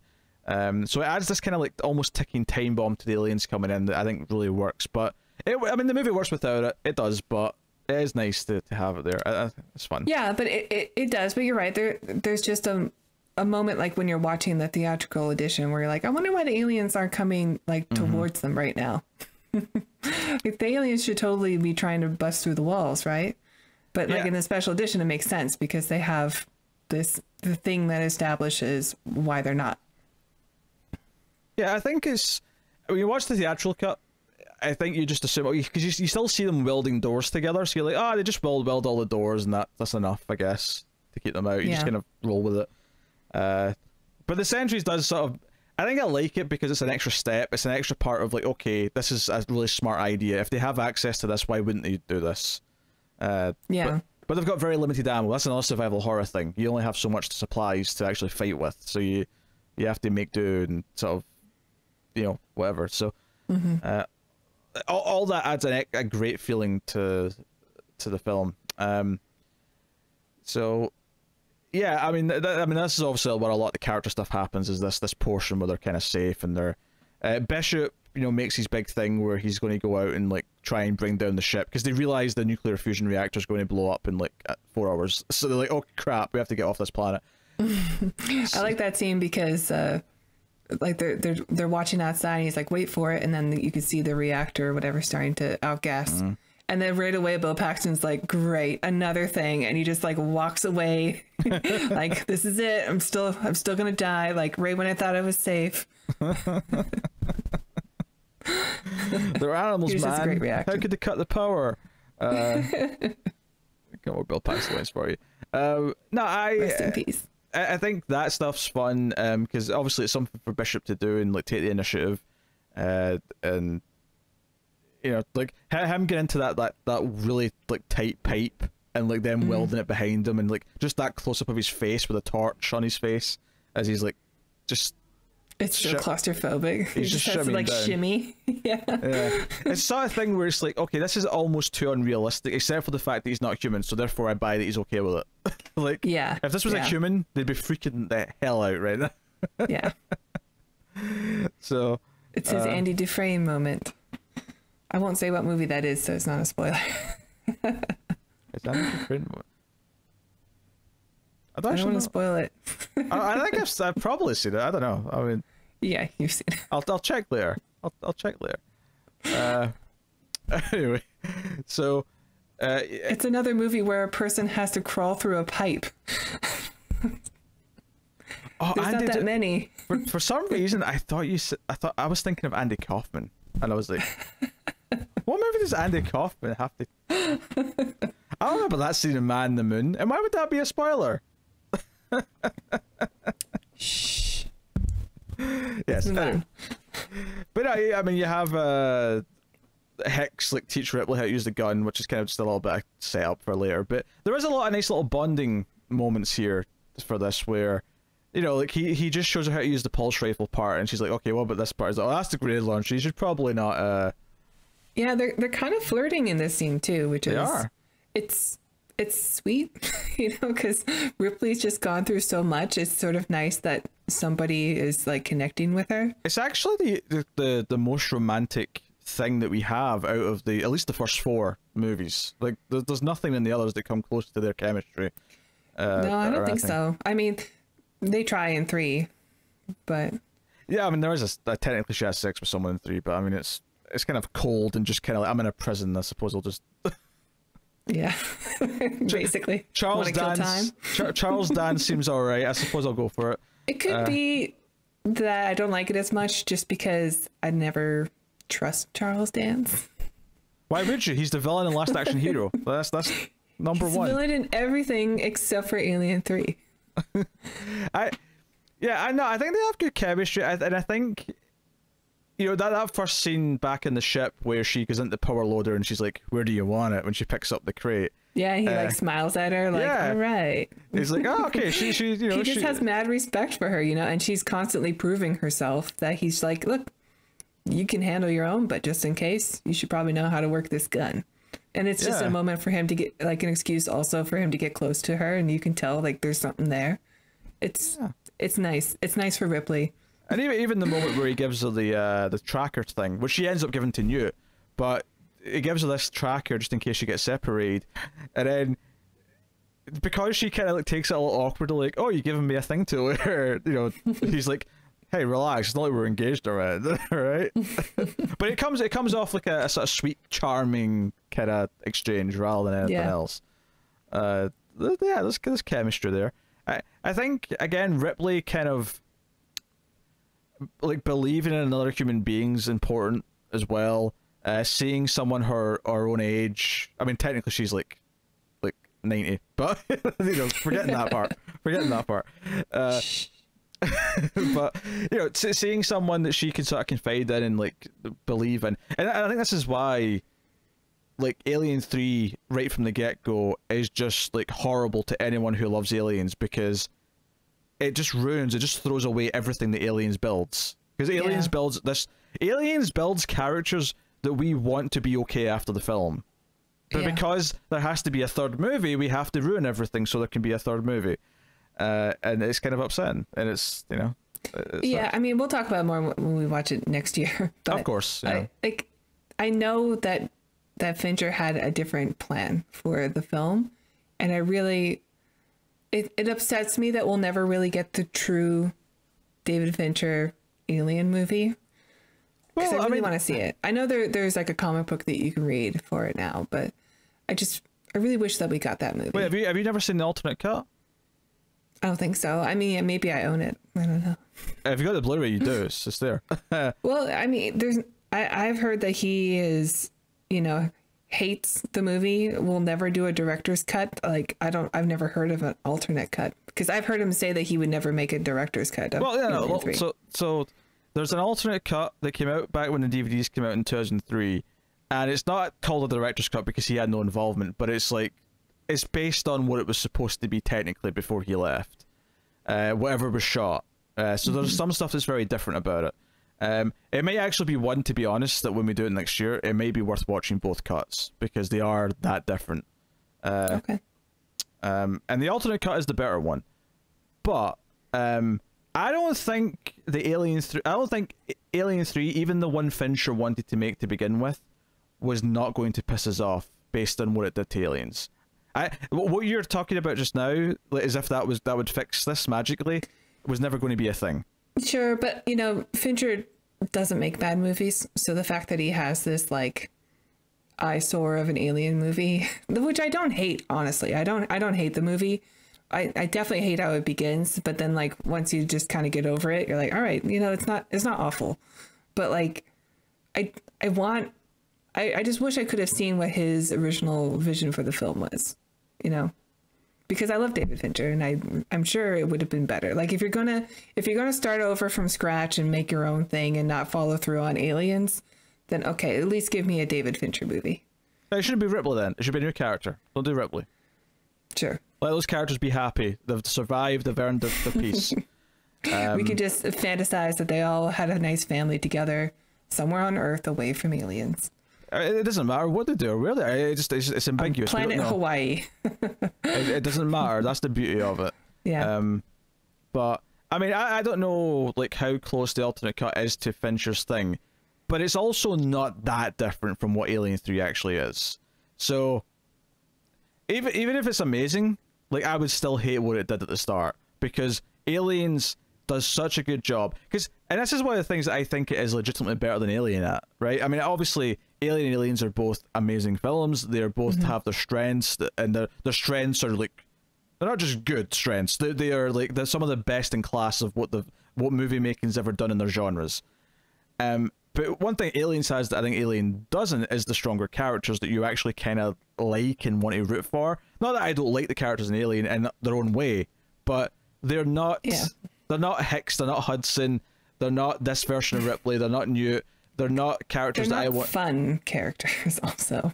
But I don't think the fun parts. Like, I don't think that's the. I mean, obviously that's part of why you like them, but I don't think that's the sole identifier here. Like, oh, Alien. I don't know if you remember my top 25 science fiction movies of all time, but Alien was in fact number 2 on my list. So yeah, I love Alien. no, I'm not trying to badmouth Alien here. The non-fun character is not a criticism. Yeah, this is not badmouthed. I gave it a 10. All right, like Alien's fantastic, but I'm saying that the films have different strengths, and one of the different strengths is even just. I think Bishop's a really good example because I wouldn't describe Bishop as a fun character. He's got a couple of funny moments, but he's not a fun character. But Bishop, you root for, you care when he seemingly gets split in half and maybe killed, and obviously he's not actually, but but it feels Bishop like it. also has like so much personality that makes you care for him more than like you would Ash, of course, because like even in the beginning when he seems to be offended by the term synthetic, like he prefers artificial human. You're like, oh, he has like feelings. That's, something automatically like I care about him a bit more. I have more empathy because now I know he can feel. This is my point. This is exactly my point, is that the characters just have... Well, you were coughing, so I thought I'd make it for you. No, I'm not complaining. I'm glad you did. But that was kind of also what I was saying, though, where, like, he's not a fun character. Because Bill Paxton, you could be accused of, oh, well, you just like him because he's Bill Paxton and he's amazing. Well, yeah, obviously. And, yes, that helps. I'm not saying that does not help. Obviously it does, but there is enough of a little thing there where you care a little bit. But even just for the characters that survive in some way, you're glad they survived. You were rooting for them.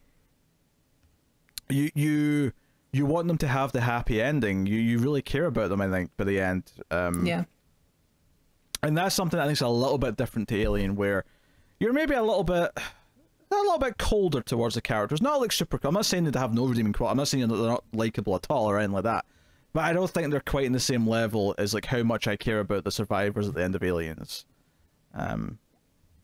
So, and hey, if there's plural aliens, we may have to have plural survivors. I think that's a solid logic for the movie follows. I like it. It's really quite simple. Yeah.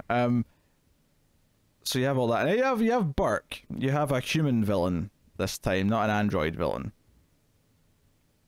Yeah. And yeah, I mean Ripley sums it up perfectly when she said, "I don't know which one's worse, us or them, because you don't see them effing each other over for a percentage." Like that line basically sums up everything you have to say about Burke. But one of the things it reminds you also that there's a company behind this. Like even the first movie. There's a corporation that is like been driving this all along, because you can forget about Weyland-Yutani when you watch the movie. Which there's something that I always kind of like for a second think is a plot hole, or not a plot hole, but a contrivance, and then remember that it's not a contrivance at all. And I do this almost every time I watch it, which is, wait, why are they just going out and checking exactly where this alien ship is now? But it's because Burke sends them there. It's because they know where this is now based on the flight log and all that from the Nostromo. They have all this information now that they get from Ripley and her shuttle. So it's not a coincidence that the people on LV-426 go out there, because they've been told to go out there. And speaking of plot holes, though, I just want to correct a mistake I made. I didn't have it at number 2. I had Mystery Science Theater, the movie, at number 2. Alien was number 3. So... cleared up.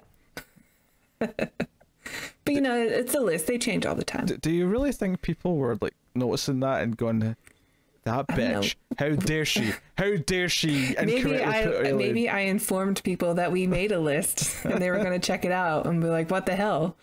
She lied. She sits on a throne of lies. If anyone didn't know, we did make a list of our top 25 or 50. It was 50. Well, if it was all time, top 50, 50, yeah. All-time science fiction movies, which we'll update one day. Yeah. Every few years, as we watch more. We'll update. Things change, times change. We see more movies. There's reasons to update once in a while. You know, Burke stuff I really like because he's such a slime ball, and he ultimately puts them in a really dangerous situation where he becomes this threat from within.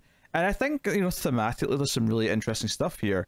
He, like, nothing about the alien, like, life cycle is gender specific. In fact, the first person we ever saw with a facehugger was a man in the first movie. Mm-hmm.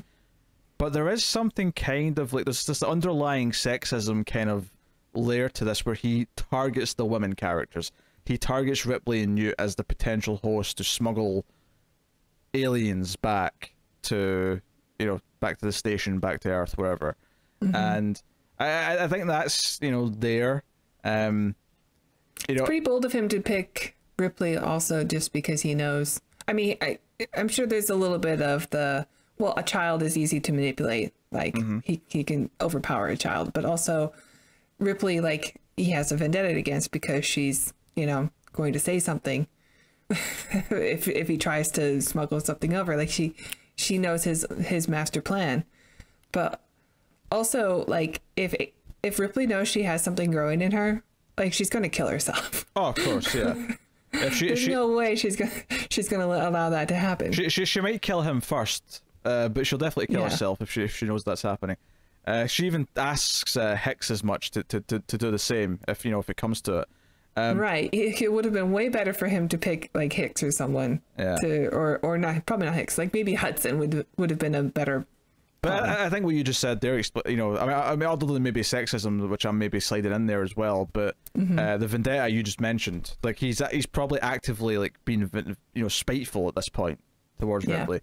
And this is his version of shoving a magazine down her throat. It kind of is, and I think there's something to be said here. Like, you know, I'm talking about sexism, and I mentioned it. I mean, obviously the word gaslighting probably wasn't used in the 80s when this was made, but I talked about the gaslighting in the boardroom scene. I think it's very interesting that he pretends for a lot of the film to, you know, quote unquote be an ally, to be there mm-hmm. for her, to be sympathetic, but he's using her, and then ultimately he ends up perhaps being even worse than any of the people who were in that boardroom. With any of them tried to, like, you know, impregnate her with this alien embryo, which will kill her. Mm-hmm. You know, there's no two ways about it. It will kill her. And you know, it's cool because it gives the movie its big facehugger scene, because there was a chance it may not have had one, because you know we've already got aliens running around. We don't really need facehuggers necessarily, but it gave us a big one where they're trapped in this room with no weapons. And I love that moment where she looks outside and the gun that she had has been moved outside the room, and it's just this little moment of like, oh, someone did this. Like, I mean, we already suspected, but someone did this. Like, they made a point of making sure she couldn't defend herself. Yeah. It's really Is it a plot hole that we see the canister that was holding the alien knocked over? That she didn't wake up when that happened? Or maybe that is what woke her up. Yeah, or maybe it wasn't less of a knockover. Maybe he like placed it down and just kind of... Yeah. Yeah. Maybe. It looks like it was knocked off the table, but would it have not smashed if it was knocked over? Maybe. Depends on the glass kind, I suppose, but... Yeah, that part's a little unclear, but whatever. It's a fun scene. I mean, as far as nitpicks go, I can live with this. It's the raptors in the kitchen scene of the movie, you know, like, ooh. Or you know, vice versa, of course. But oh, come on. Okay, this is not as much as that. The T-Rex being able to sneak up on people is way much more of a plot hole than this. I'm saying like this is very much like trying to hide from the face huggers, like being trapped in a small room. Oh, I see what you're saying. Okay. With two enemies. That's what you're saying. Right. Trying to use your surroundings because you don't have any weapons to outwit them. I thought you would try to compare it to another small mistake in another otherwise I'm saying I'm comparing it to another like great scene in movie history where it's super tense. I love see the shot when you see it, the one sneaking up behind Newt when she's like in the rain, not the rain, the sprinklers I should say, but the sprinklers are coming down, you just see screaming and you just see it crawling up behind her. It's like just the hand puppet. Yeah, I mean, I do like how this movie, like, even though they are technically the same, well, pretty close to the same designs, there's nothing sexual about the aliens in this one versus the first movie. No, I think it's because it's a lot quicker. There's a lot, there's a lot more ridges in the aliens, which I know people. I mean, if I was to compare the designs, I would say I prefer the design of just the solo alien in the first one more than I do over all the ones in this. But yeah, I think it does have. It feels similar but distinct enough that it feels like its own movie.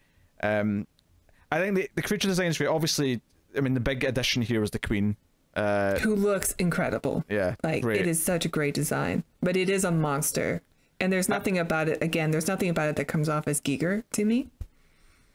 It's very standard. I'd say the mouth's still very gigery, but yeah. But it's like bigger though, right? Like it's bigger. It's not as Giger as like the first one. There's still a lot of like KY, of course. Hey.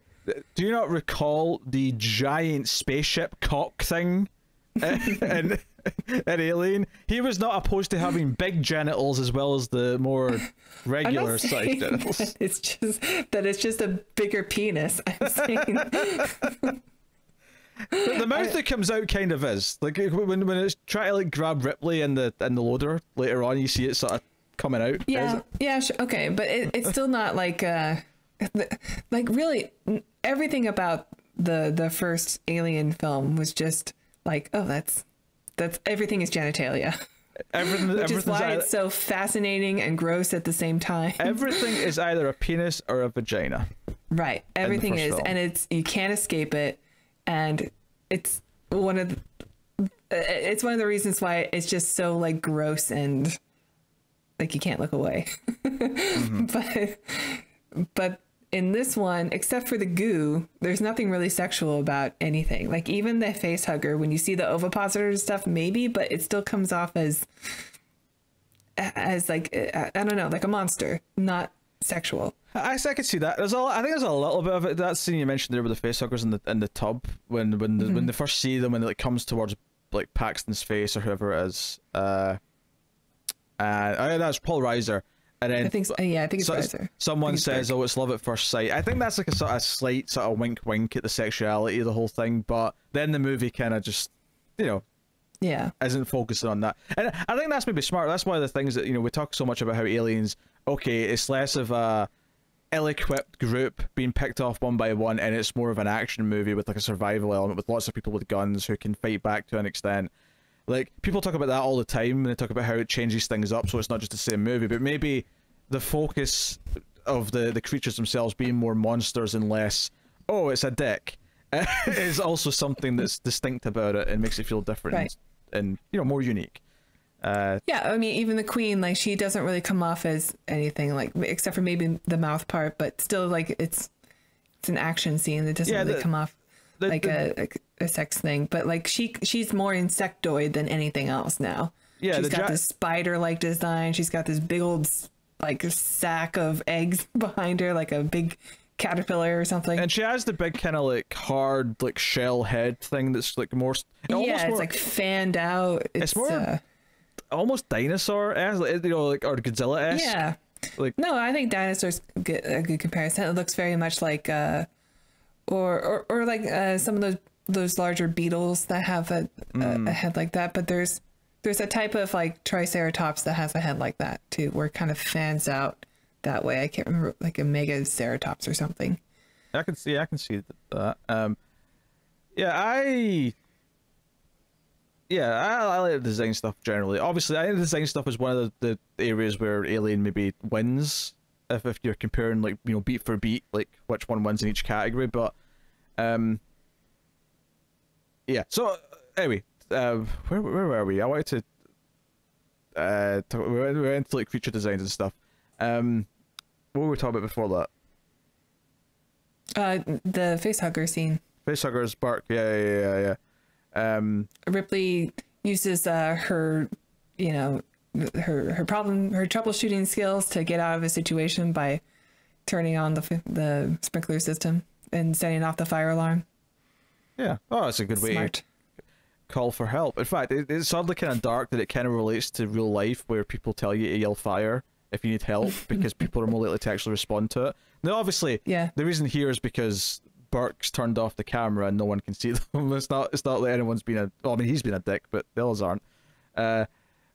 But it's but even this is maybe where Hicks gets to be the most heroic, because he like dives through the window like a total badass. Yeah.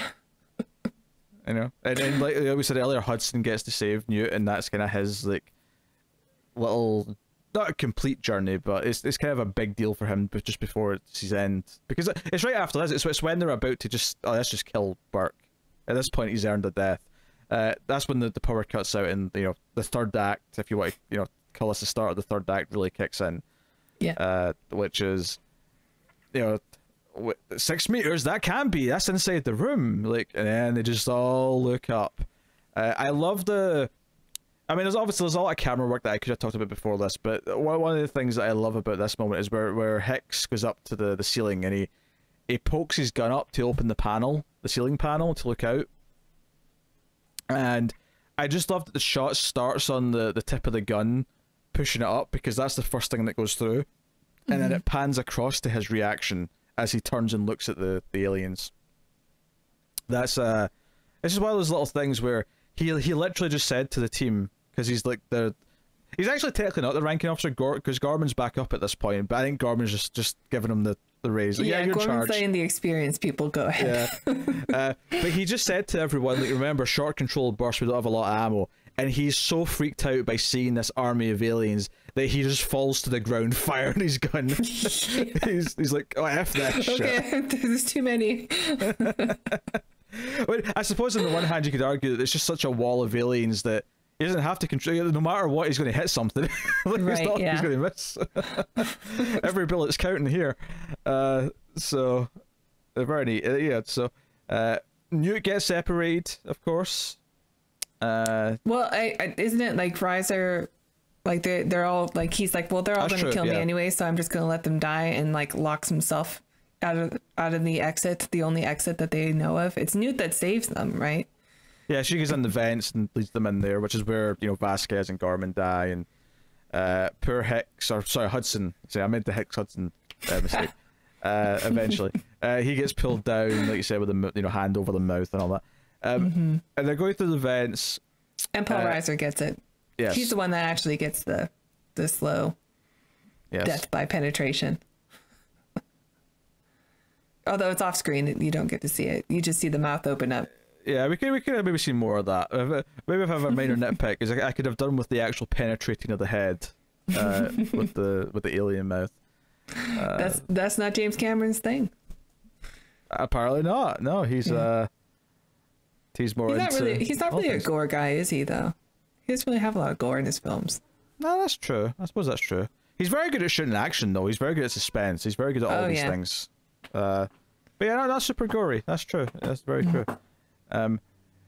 But Newt gets separated, and they're trying to find her. There's that iconic shot of her in the water where the alien's coming up behind her, and they have to go. They get to the elevator. Hicks gets acid on him, so he's kind of injured, and they get to the ship, which Bishop's brought down, and this is your moment. This is your moment where Ripley says, "No, I don't care how dangerous this is. I don't care how much little time we've got left.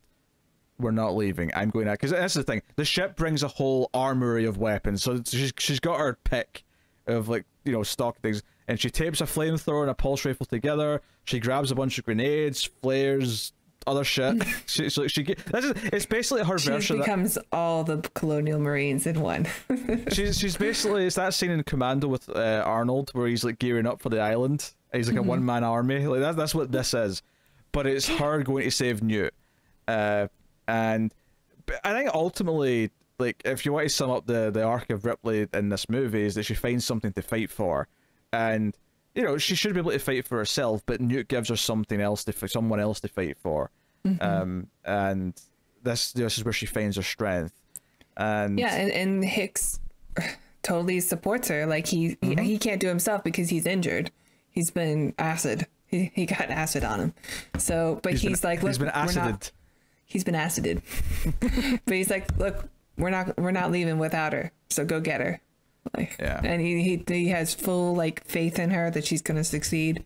And for Bishop, 19 minutes. That's it. And for Bishop's arc, it's good that Hicks did pass out because of the medication or whatever, and Bishop made the choice to not leave. He made the choice. Obviously, he does the fake out where he's not there at first, but but his reason for not being there actually makes sense. That the platform everything's collapsing. was collapsing. I had to kind of start circling and come back for you. But everything, like this final 25 minutes of the movie, like when she goes down that elevator, like again, it's a very Resident Evil thing. There's a moment at the end of Resident Evil 2 where you're going down and this is the remake I'm thinking of, where you're going down this big elevator as this like lab that's underground is starting to like all the electricity is going off and it's starting to become unstable. And I remember playing it thinking, this is Aliens. This is just the end of Aliens I'm playing right now. But she gets down there, she finds Newt, she ends up in the nest. I'm underselling this. It's all wonderful suspense, but we have this moment, this mano a mano. Forgive the words there, because obviously that means men, but like moment with the Queen. It's mother v mother. Mama a mama, whatever what it is, where the Queen almost basically agrees to let her go. As much as they can without obviously language to share. That Ripley won't destroy her eggs if, they can go. But just as she's leaving, and I love this moment because this is the performance here. Is that Sigourney Weaver just tilts her head in the very same way that at various points in this film after this that the Queen herself turns her head. She just sort of goes, and it's basically like, nah, screw this. I'm killing everything. And this is where you sort of almost take it less literally. And you just say, this is a metaphor. This is her burning her PTSD. This is her taking control of her life. But this is her killing the monster within her. Which is why it's so hard to get into Alien 3, because I'm like, no, she overcame everything. You've just reset her so she can be miserable. It's a little almost like because right when she gets to the end, the last egg opens up, and there's a little bit of a moment really. You're gonna break the promise now. You're gonna, and then she just murders them all. Yeah, I think it's just that's why I think grenades into her sack. Into her sack. I think that's what's so good about this as well. This movie is that it doesn't betray a single thing about how Alien wrapped up or ended or how it completed its story. It only takes what it did and adds to it and gives her an arc that makes sense post that. Alien 3 very hard to do. Yeah. Alien 3 just sort of has to reset things because otherwise there can be no movie. Yeah. And that's ultimately, where the upset comes in. But I love the wait at the elevator. The climbing of the ladder and then realizing they can't because the Queen's there. The Queen tilting her head when she realized, because I loved this detail's there. Ripley presses both elevator buttons. Yeah. That detail is there. Maybe the other one will be faster, but she sets up her own, yeah. Uh-oh. But the second one, of course, when it comes down, the Queen's like, huh.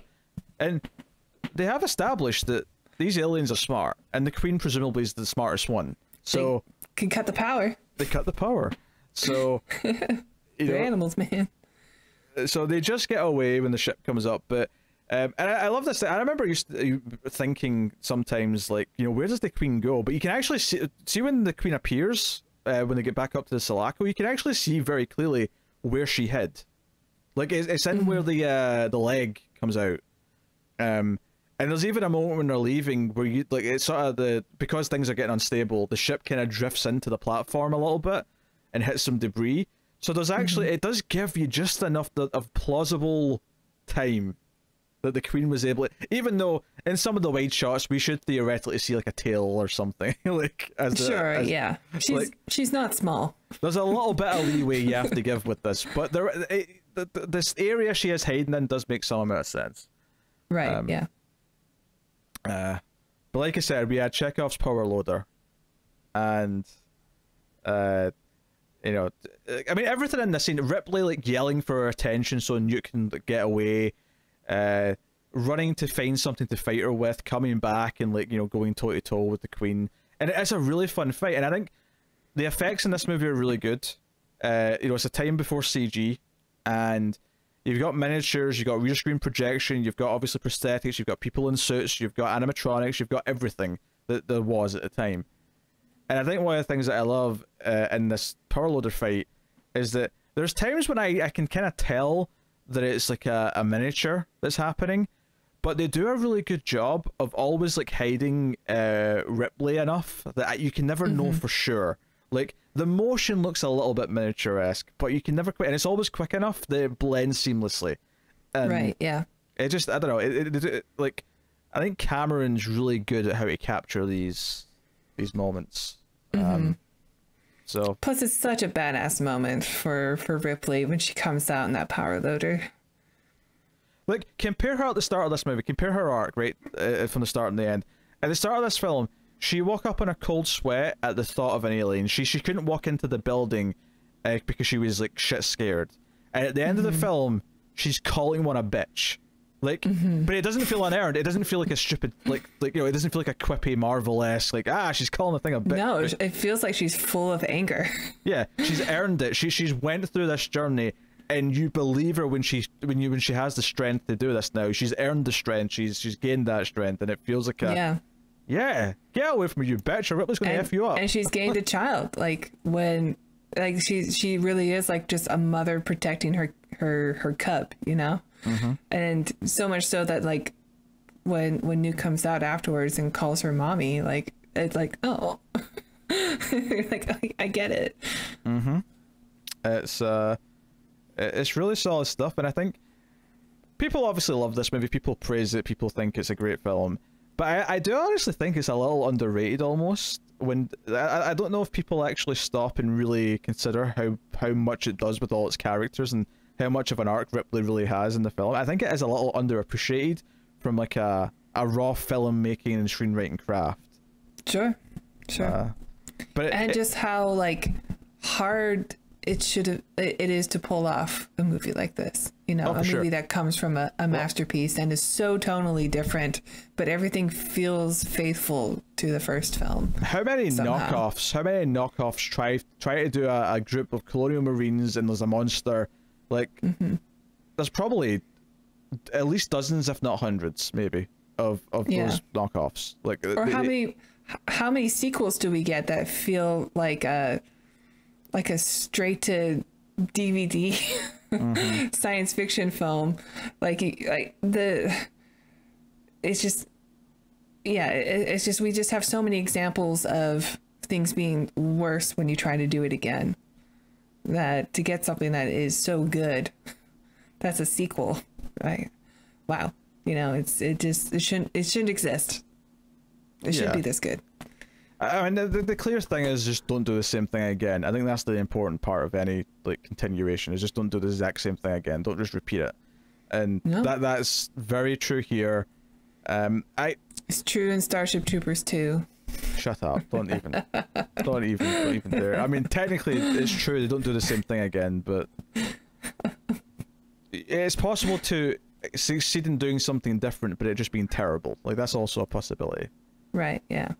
Yes. I mean, we just watched the sequel to 2001, and just how much of a disappointment that is too. You know, maybe I'm just trying to. Maybe that makes this look so much better since we've watched so many sequels also, recently. I mean, I mentioned the design a little bit earlier, but I wanted to just really say how much I love this world they're in. I love the sets. I love all the devices they use. The overall feel of like the ships. The base, you know, all of that sort of builds up the aesthetic. I love the aesthetic of Aliens, and it's something again that people have tried to copy. Even like Halo, like if you look at some of the guns in Halo, they're clearly just like, oh, we want to do pulse rifles from Aliens. You know, like that's you can see the influence that it's had on various things, over the years. Sure. Like, it's definitely there. So, yeah, and I'll mention this bit of trivia since this one comes up, and it's not on the Blu-ray because they've only ever done this once for one thing, but they did touch up something. They did technically change something. I know what you're talking about. And I never noticed this until I listened to the commentary on the DVD, because they didn't fix this for the 2003 DVD, the anthology or the quadrilogy, I think it was called back then. but you can see Lance Henriksen's body like come out of the floor when he like goes to grab Newt as she's sliding when the you know the vacuum's like sucking all the air out. The vacuum space, you know what I mean? Which is a vacuum. It's blowing air out too. Yeah. But I never noticed that, and it was James Cameron that pointed it out in the commentary, and he said that he didn't notice it until like his 8th viewing of the film, even though he was, you know, there in the editing suite looking at it and all that. He took him, but once he noticed that, he could never not see it. On the Blu-ray and the new like remaster print and everything forward, they have digitally removed the body sticking out. I looked for it this time, actually. It's not there. Because I had never seen it before, but I think you mentioned it in one of our conversations where I was like, I've never noticed that. And then I looked for it this time specifically. Yeah, it's not there anymore. You know another like famous sci-fi movie that I have that experience with is Star Wars. I mean, I've watched Star Wars like A New Hope 100 times. My cat's being cute. And I never noticed the stormtrooper hitting its head on like the banister, whatever, the door frame. But once somebody pointed it out to me, or like, I think I just came across it on like a YouTube clip or something, like, oh, that's an outtake. No, it's in the movie. It's still in the movie. Even the special editions still have it in there. It's never been taken out. So, and I can never not see it now. Yeah. I think, I mean, maybe they took this out because this feels like such an easy thing to take out, but isn't there a moment in Star Wars where at one point Hamill actually shouts out Carrie instead of Leia when he's talking to... I'm not sure. If it is, I've never noticed it. I'm sure I read that somewhere. I mean, maybe it's just a myth, I don't know. Given that it's supposed to be in the movie, you think it'd be an easy one to disprove, but whatever. Well, one day we will watch them all, and we'll start with that one. So we'll find out. We will. Then it's all downhill from there. Hopefully, by the time we have to do them, Disney has released the original cuts of the movie. I would hope so. I would like to be able to watch the original cuts, but yeah, there's probably some contract saying that they'll never be allowed to. Every edition that is found is immediately burned. No, we just have to wait till George Lucas dies, and then Disney will do it. I mean, he's not the healthiest guy, right? Not that I wish for it. No, Tara. Of course I don't. That's a cruel... I just...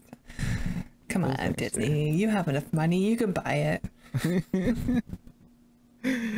Oh, dear. No, I love... There's so many, like...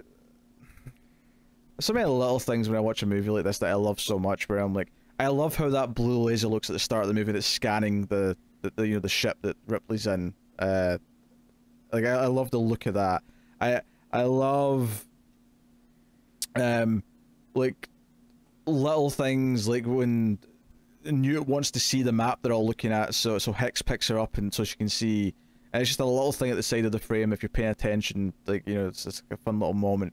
You know, there's so many little things that every time I watch the movie, I just like, I pick all these little bits up, and like the way the character arcs play out are enhanced for me, and I realize that every like major interaction is between these two characters because they're the ones that are important to each other in terms of their arcs or something like that. There's a lot going on in the script that does enough with the characters that they are memorable, and they have something that feels like they went through a journey by the time they either die or they get to the end of the movie.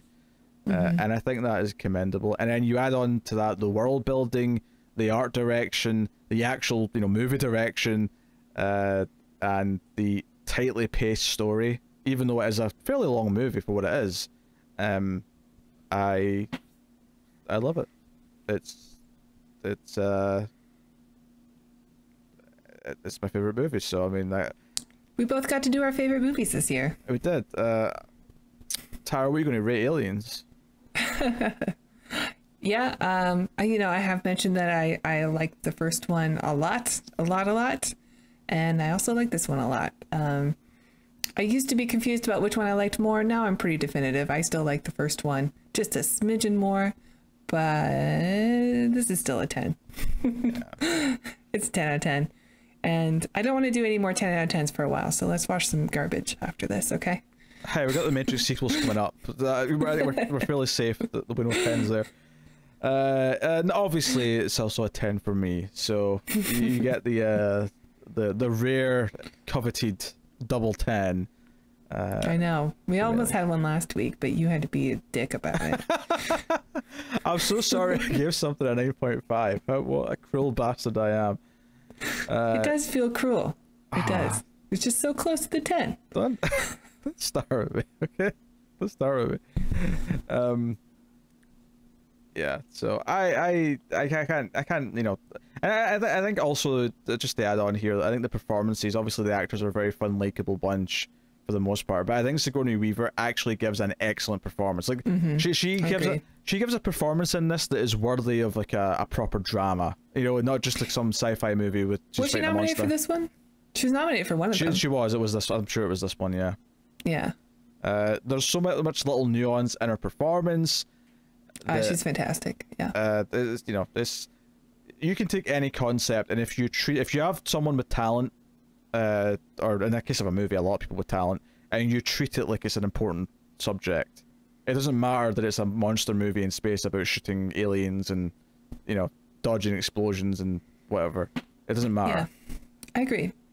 And I think the Academy Awards needs to acknowledge this also. Yes. Because we don't get a lot of genre actors nominated for roles, you know, when they clearly deserve or best picture or whatever for, you know, movies overall.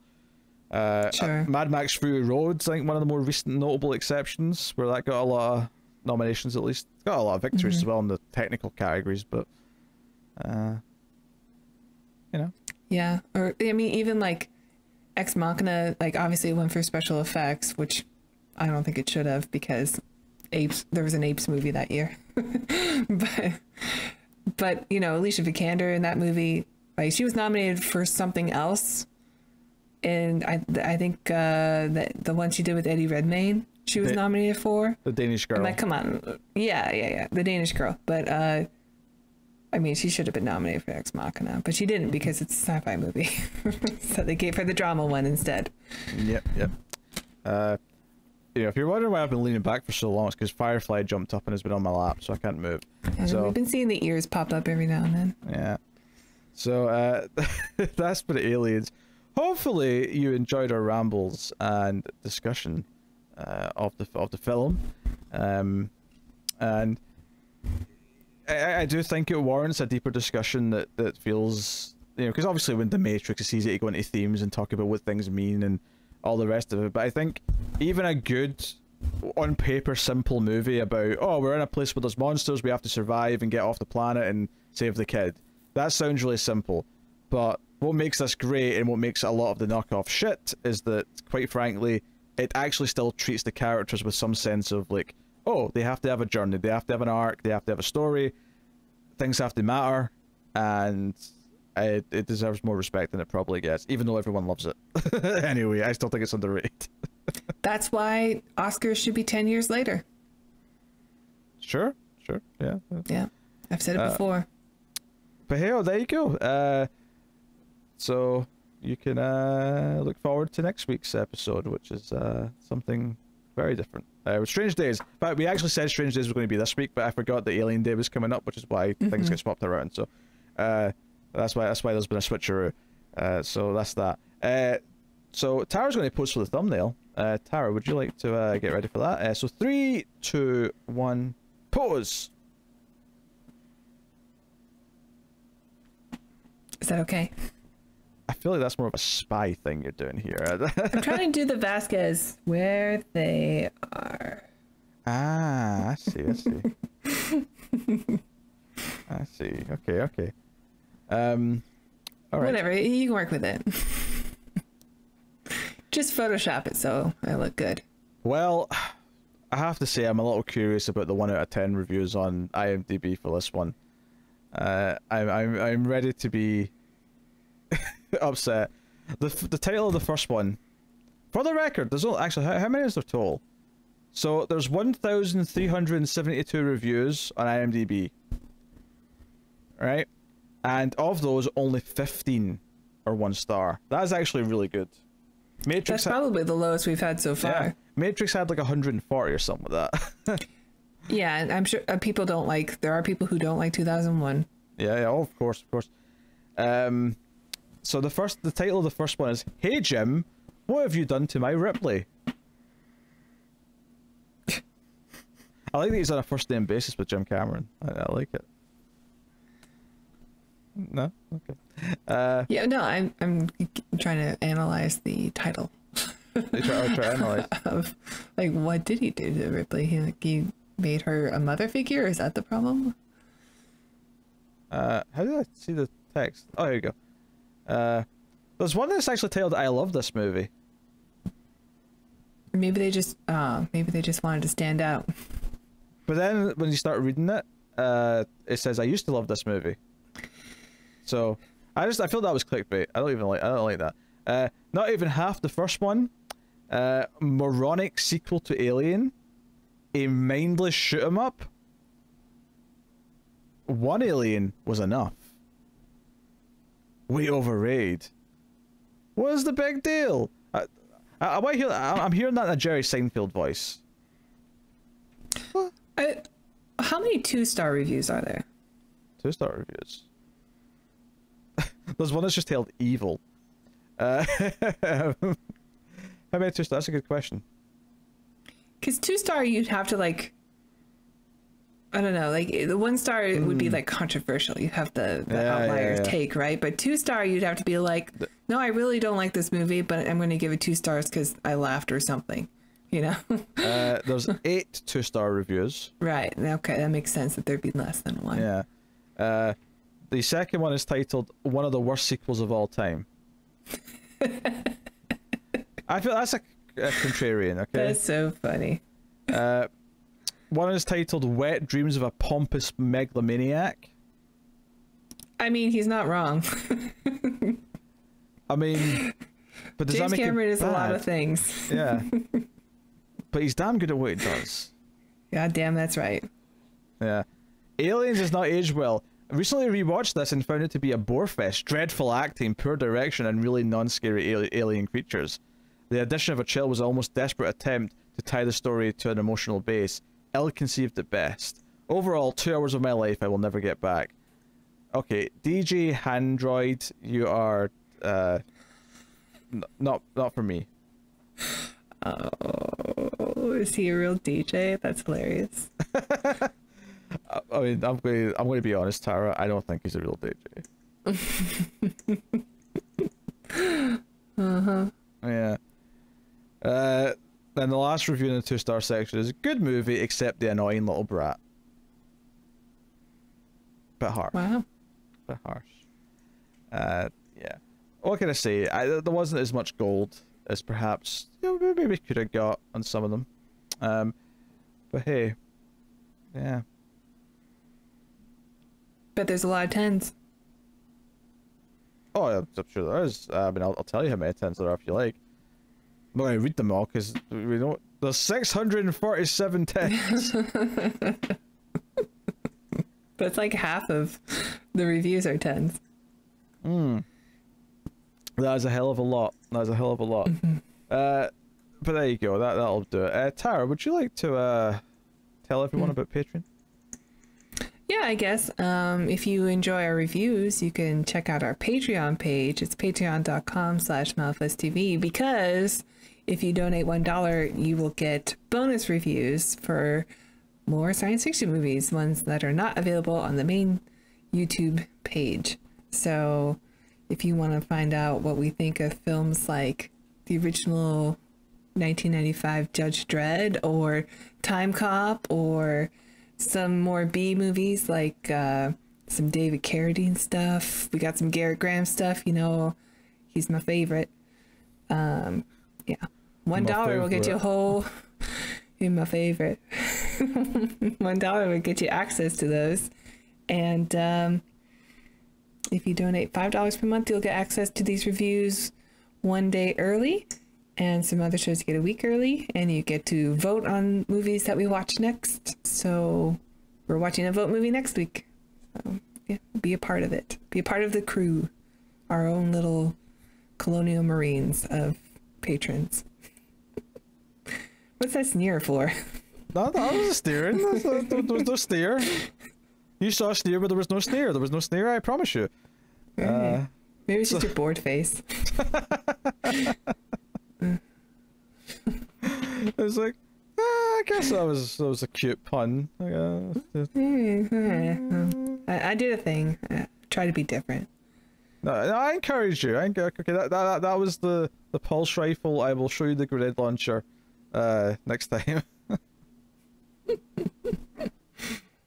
Nice. I don't know. I mean, I don't know who I'd cos. I mean, you obviously have to cosplay Ripley if you're cosplaying someone from this. I guess I'm stuck with. I mean, I'd like.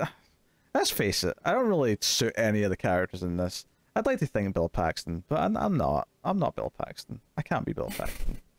It's not possible. You're Spunkmeyer. Spunkmeyer. How dare you? All right, fine. You can be Frost. Firefly here, though. It can be Jonesy. Jonesy. And Gus will be Fat Jonesy. Gus will be. He tried to cause chaos during this review, but I didn't let him. Yeah, Even when he scooted his butt across the carpet. What a jerk.